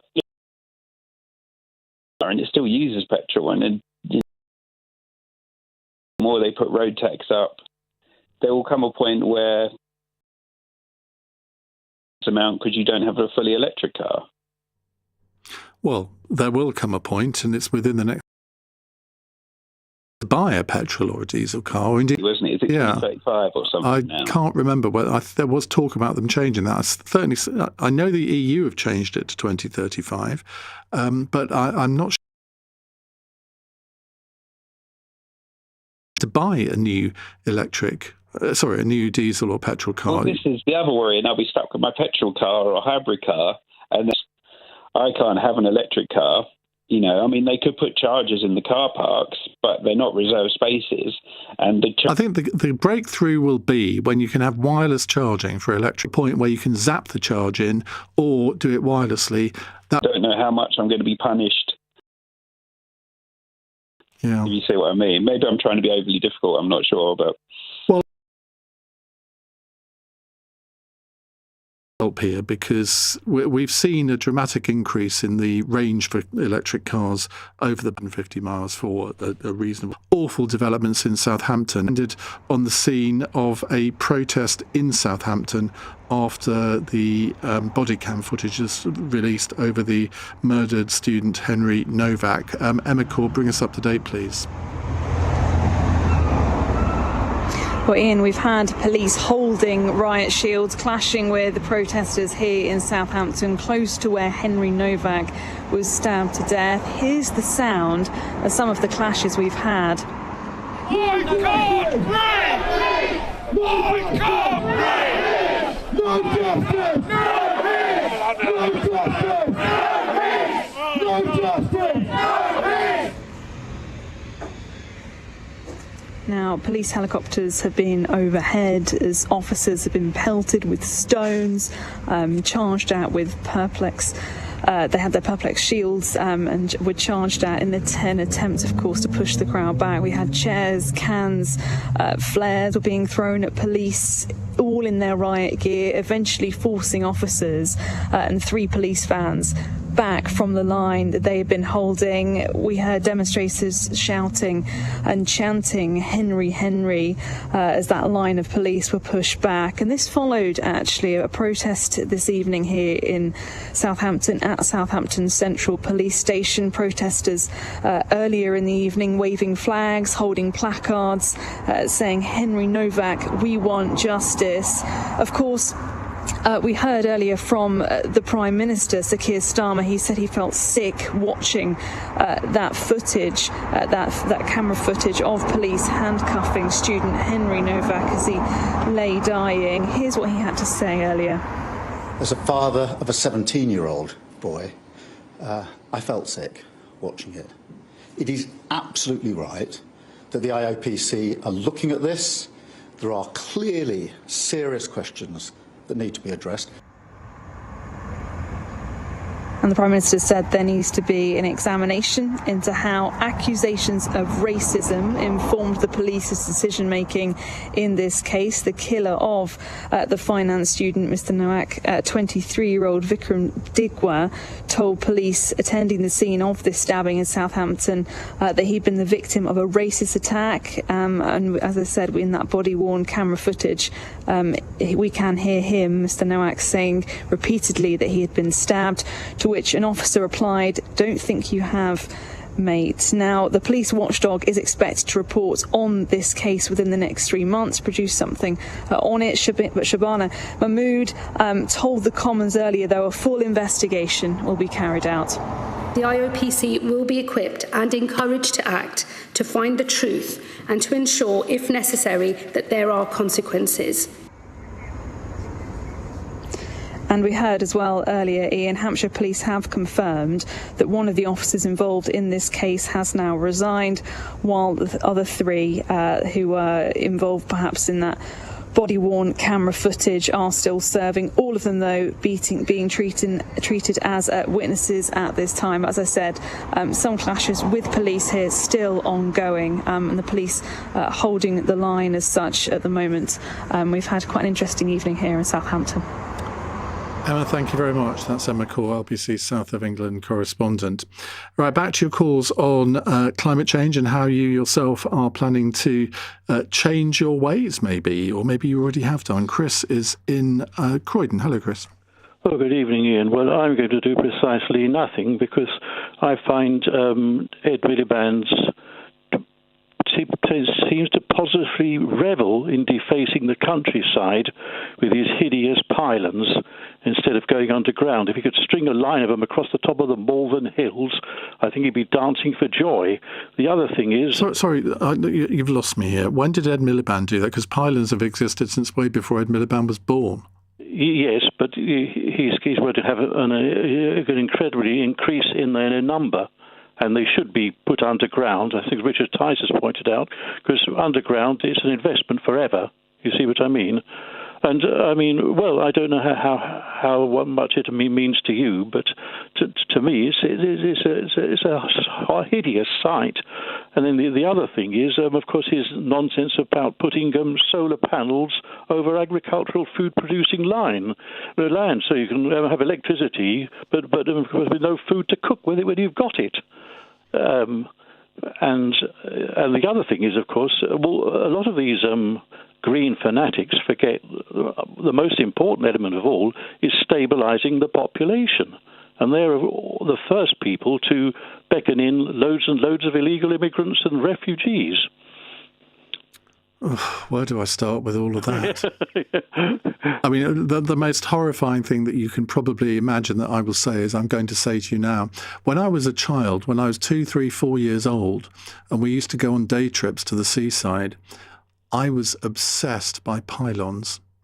I would point them out to my parents to the extent that they would want me to absolutely shut up because I was obsessed by them. And I do take your point, though, because one of the reasons why I've never been in favour of onshore wind is because I don't want our beautiful countryside to be polluted by wind farms, because I've seen what happens in America, where you have the most beautiful countryside and all you can see are these hideous windmills. Now, they do have a certain grace about them, I'll accept that. But I agree with you that if you can put the pylon, I mean, I've grown up now, so I'm not obsessed by pylons. But if you can put all the cables underground, so be it. But that is an incredibly expensive thing to do. Right, more of your calls in a moment. Chris, thank you very much. It's 9:46. Coming up at 10 on LBC, Henry Riley. At 11, Michelle Obama says Gen Z workers need to endure bad bosses and boring jobs. Is she right? But first, are politicians whipping up hate after the murder of Henry Novak? Henry Riley at 10. Listen on our free Global Player app or the LBC app. Get iPhone 17 in the Vodafone Business Summer Sale. iPhone 17 is built for business with all-day battery life and the powerful A19 chip for fast, efficient performance. Experience it all on the best network for business and save £300. Hurry, offer ends the 22nd of July. Vodafone Business. Businesses with up to 9 employees only. Based on iPhone 17 and 24-month unlimited airtime plan. Best network is awarded at the Mobile Industry Awards. Saving calculated over 36 months. 40 million people listen to commercial radio each week. That's 80 million ears, give or take. Amplify your advertising at radiocentre.org. In a world full of noise and uncertainty, IG is the investment platform that backs you. Forget the dubious tips from that guy down the pub. Get real-time insights, analysis and tools. No more fat cat brokers clawing your gains. Pay zero commission on your investments. Switch to a platform trusted by British investors for over 50 years. IG. Trade, invest, progress. Your capital's at risk. Other fees may apply. Guys, gals and non-binary pals, we're Copperfield, the UK's only breast cancer awareness charity for young people. We educate people on the signs of breast cancer, as when found early, treatments are more effective and survival rates higher. This is your reminder to check your boobs, chest or pecs. Learn how at copperfield.org. Before you renew your private health insurance, are you sure you're getting the right cover at the right price?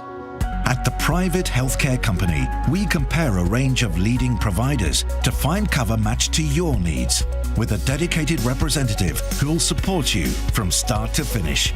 Search the Private Healthcare Company today and see how much you could save on your renewal. The Private Healthcare Company, your personal private healthcare broker. Iain Dale on LBC. Laura in Norwich says, Ian, my autistic son is utterly obsessed with pylons. I would actually pay more to live by a good row of them. # Team Pylon. Well, that explains a lot in my case, Laura. You've sort of helped me with my spectrum diagnosis, I think. Right, let's go back to your calls. We're talking about climate change and what our individual responsibilities are to maybe change our lifestyles, or whether you're like our last caller, Chris, or maybe Suzanne earlier. Maybe you just don't think we need to. Let's go to Susan, who is a first-time caller in Farnham. Hello, Susan. Hello. Hi, what would you like to say? I would like to say that there are two major causes of climate change. One is obviously fossil fuels, and the other major cause is animal agriculture.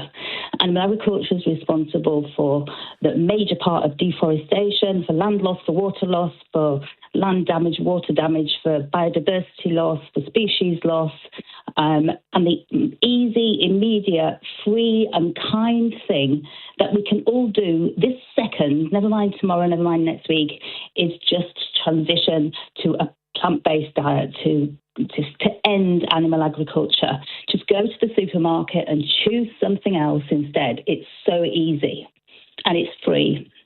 And animal agriculture is a very efficient way of producing food, and we cannot afford it.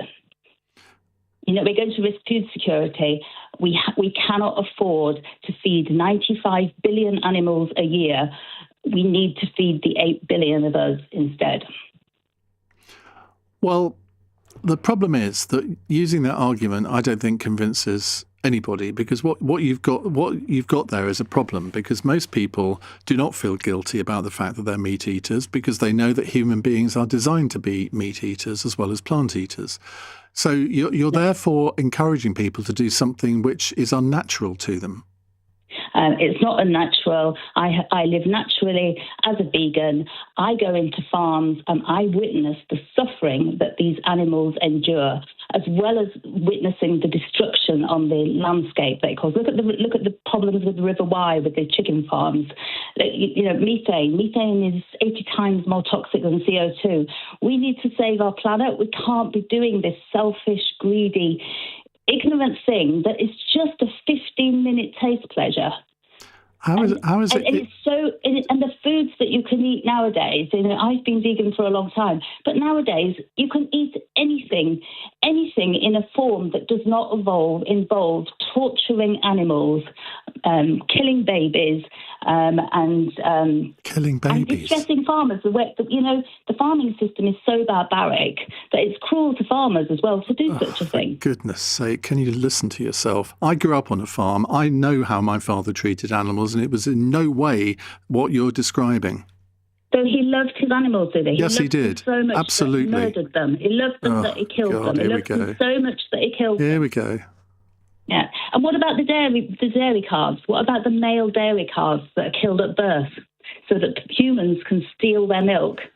Which is just address the point that we are, as human beings, designed to eat meat. No, we're not. We're omnivores. We eat meat and plants. We do not tear flesh apart with our giant canine teeth and eat it raw. We are not carnivores. No. We are omnivores. Yeah, which means we eat meat as well as plant. Yeah, my dogs don't eat animals either. Well, bully for them. And we actually have scientific evidence that we thrive better and dogs thrive better on a plant-based diet. Well, we're not talking about dogs. We're talking about human beings. And since the dawn of time, for 20% of the torture that's going through factory farms. Yes, we do need to think about dogs as well. If we're going to save our planet.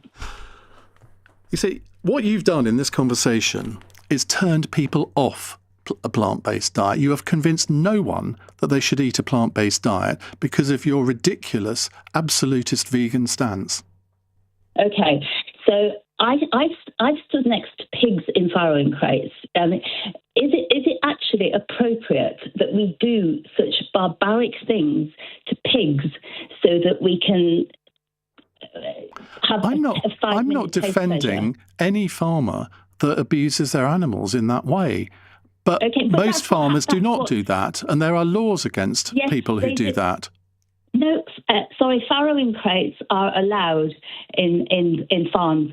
Gassing is RSPCA approved. Gassing pigs to death, gassing chickens to death, which is extraordinarily painful, is actually approved by the RSPCA. Well, I've got no idea whether that's true or not. And given all the fatuous things you've said in this conversation, I doubt whether it is. But go back, Susan. I've been doing this for years. I'm sure you have, and it's had no effect, has it?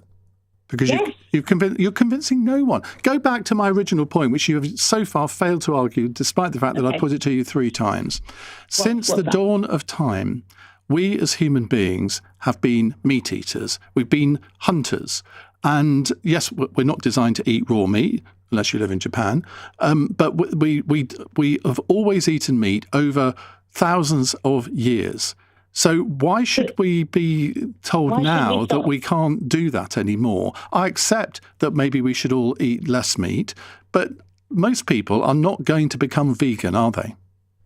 So because we did something for centuries, does that make it right in this time? It just means that it's a natural human thing to do. Anthropocene, look what we are doing. Look what we're doing to our planet. I mean, we're being shown that we have to leave fossil fuels in the ground and we have to stop animal agriculture. For some reason, it seems to be uncomfortable to people. I'm a food scientist and I cook wonderful meals. I do not miss out on anything. I probably eat more plants because I don't eat animals. I have a beautiful, varied, healthy diet. And just to miss out killing animals so that your planet can survive, I cannot understand why people don't want to do that. Okay, Susan, thank you. Let's go to Chris in Cardiff. Hello, Chris. Hi, Ian. How are you doing? Good, thank you. What would you like to say? Yeah, I'm pacing around my kitchen going nuts with anger at all of this, to be honest. I've been a climate change professional now for 20 years, and I'll tell you a little bit of a story. So I live in Cardiff. I used to work in Newport, and I was in an environmental team in the steelworks in Newport. And I used to drive, when I was in the graduate scheme, used to drive from Cardiff to Newport every day. And my colleagues who weren't in the environmental teams used to point out that I shouldn't be driving a car to work because I was an environmentalist. So I thought, okay, I'll start cycling to the train station and catching the train to Newport and cycling into work from there. So I started doing that, and then they told me, well, the train uses diesel. I shouldn't be doing that because, I'm an environmentalist. So I started cycling the whole 19 miles. Oh, you're too easily influenced, Chris. That's your problem. 5 days. Well, yeah, but it wasn't. It didn't end there, to be honest. Ian. I used to go to the canteen in the steelworks, and I'd get South Wales standard canteen foods, chicken curry or beef curry, and they used to point out that I shouldn't be eating meat because I was an environmentalist. Cycling 19 miles a day. Why didn't you just tell them to sod off? Well, I did eventually. Well, I got to a point where I gave up so much stuff, to try and sort of fight this view that I was being a hypocritical environmentalist, that I had really, nothing left to do. And now I don't cycle. I work from home, so I don't have to cycle the distance. But I do eat meat now. I just, I get really frustrated by the extremes in this argument. You call it earlier that didn't want to put, pylons up. I mean, I'm not really got a great view of, wind turbines going up on hills and stuff. But at the same time, the last caller about, everybody needs to go vegan because of, murdering cow calves and things. The extremes of this argument mean that we don't make progress. Quite right. I did my master's degree in 2012. So what's that? That's 12 years ago. No, 14 years ago now. And we're still having exactly the same conversations as we were having at the end of that degree, in climate change, in climate science. And that 14 years, we could have made such a difference if we'd all just have gone, let's just make big decisions, big political decisions. Just get stuff done. But the problem is, and you've put your finger on it, whenever you have this debate, it is dominated by people on either extreme of it. And there is a middle ground. But you're never going to convince anyone if you come out with all the extreme stuff that we've heard both there from Chris and from Susan, I'm afraid. Chris, I'm afraid time has beaten us. But thank you for all of your calls and messages this evening. I'll be back tomorrow from 7. You can download the official LBC app for free from your app store right now. Coming up at 1 on LBC, it's Richard Spur.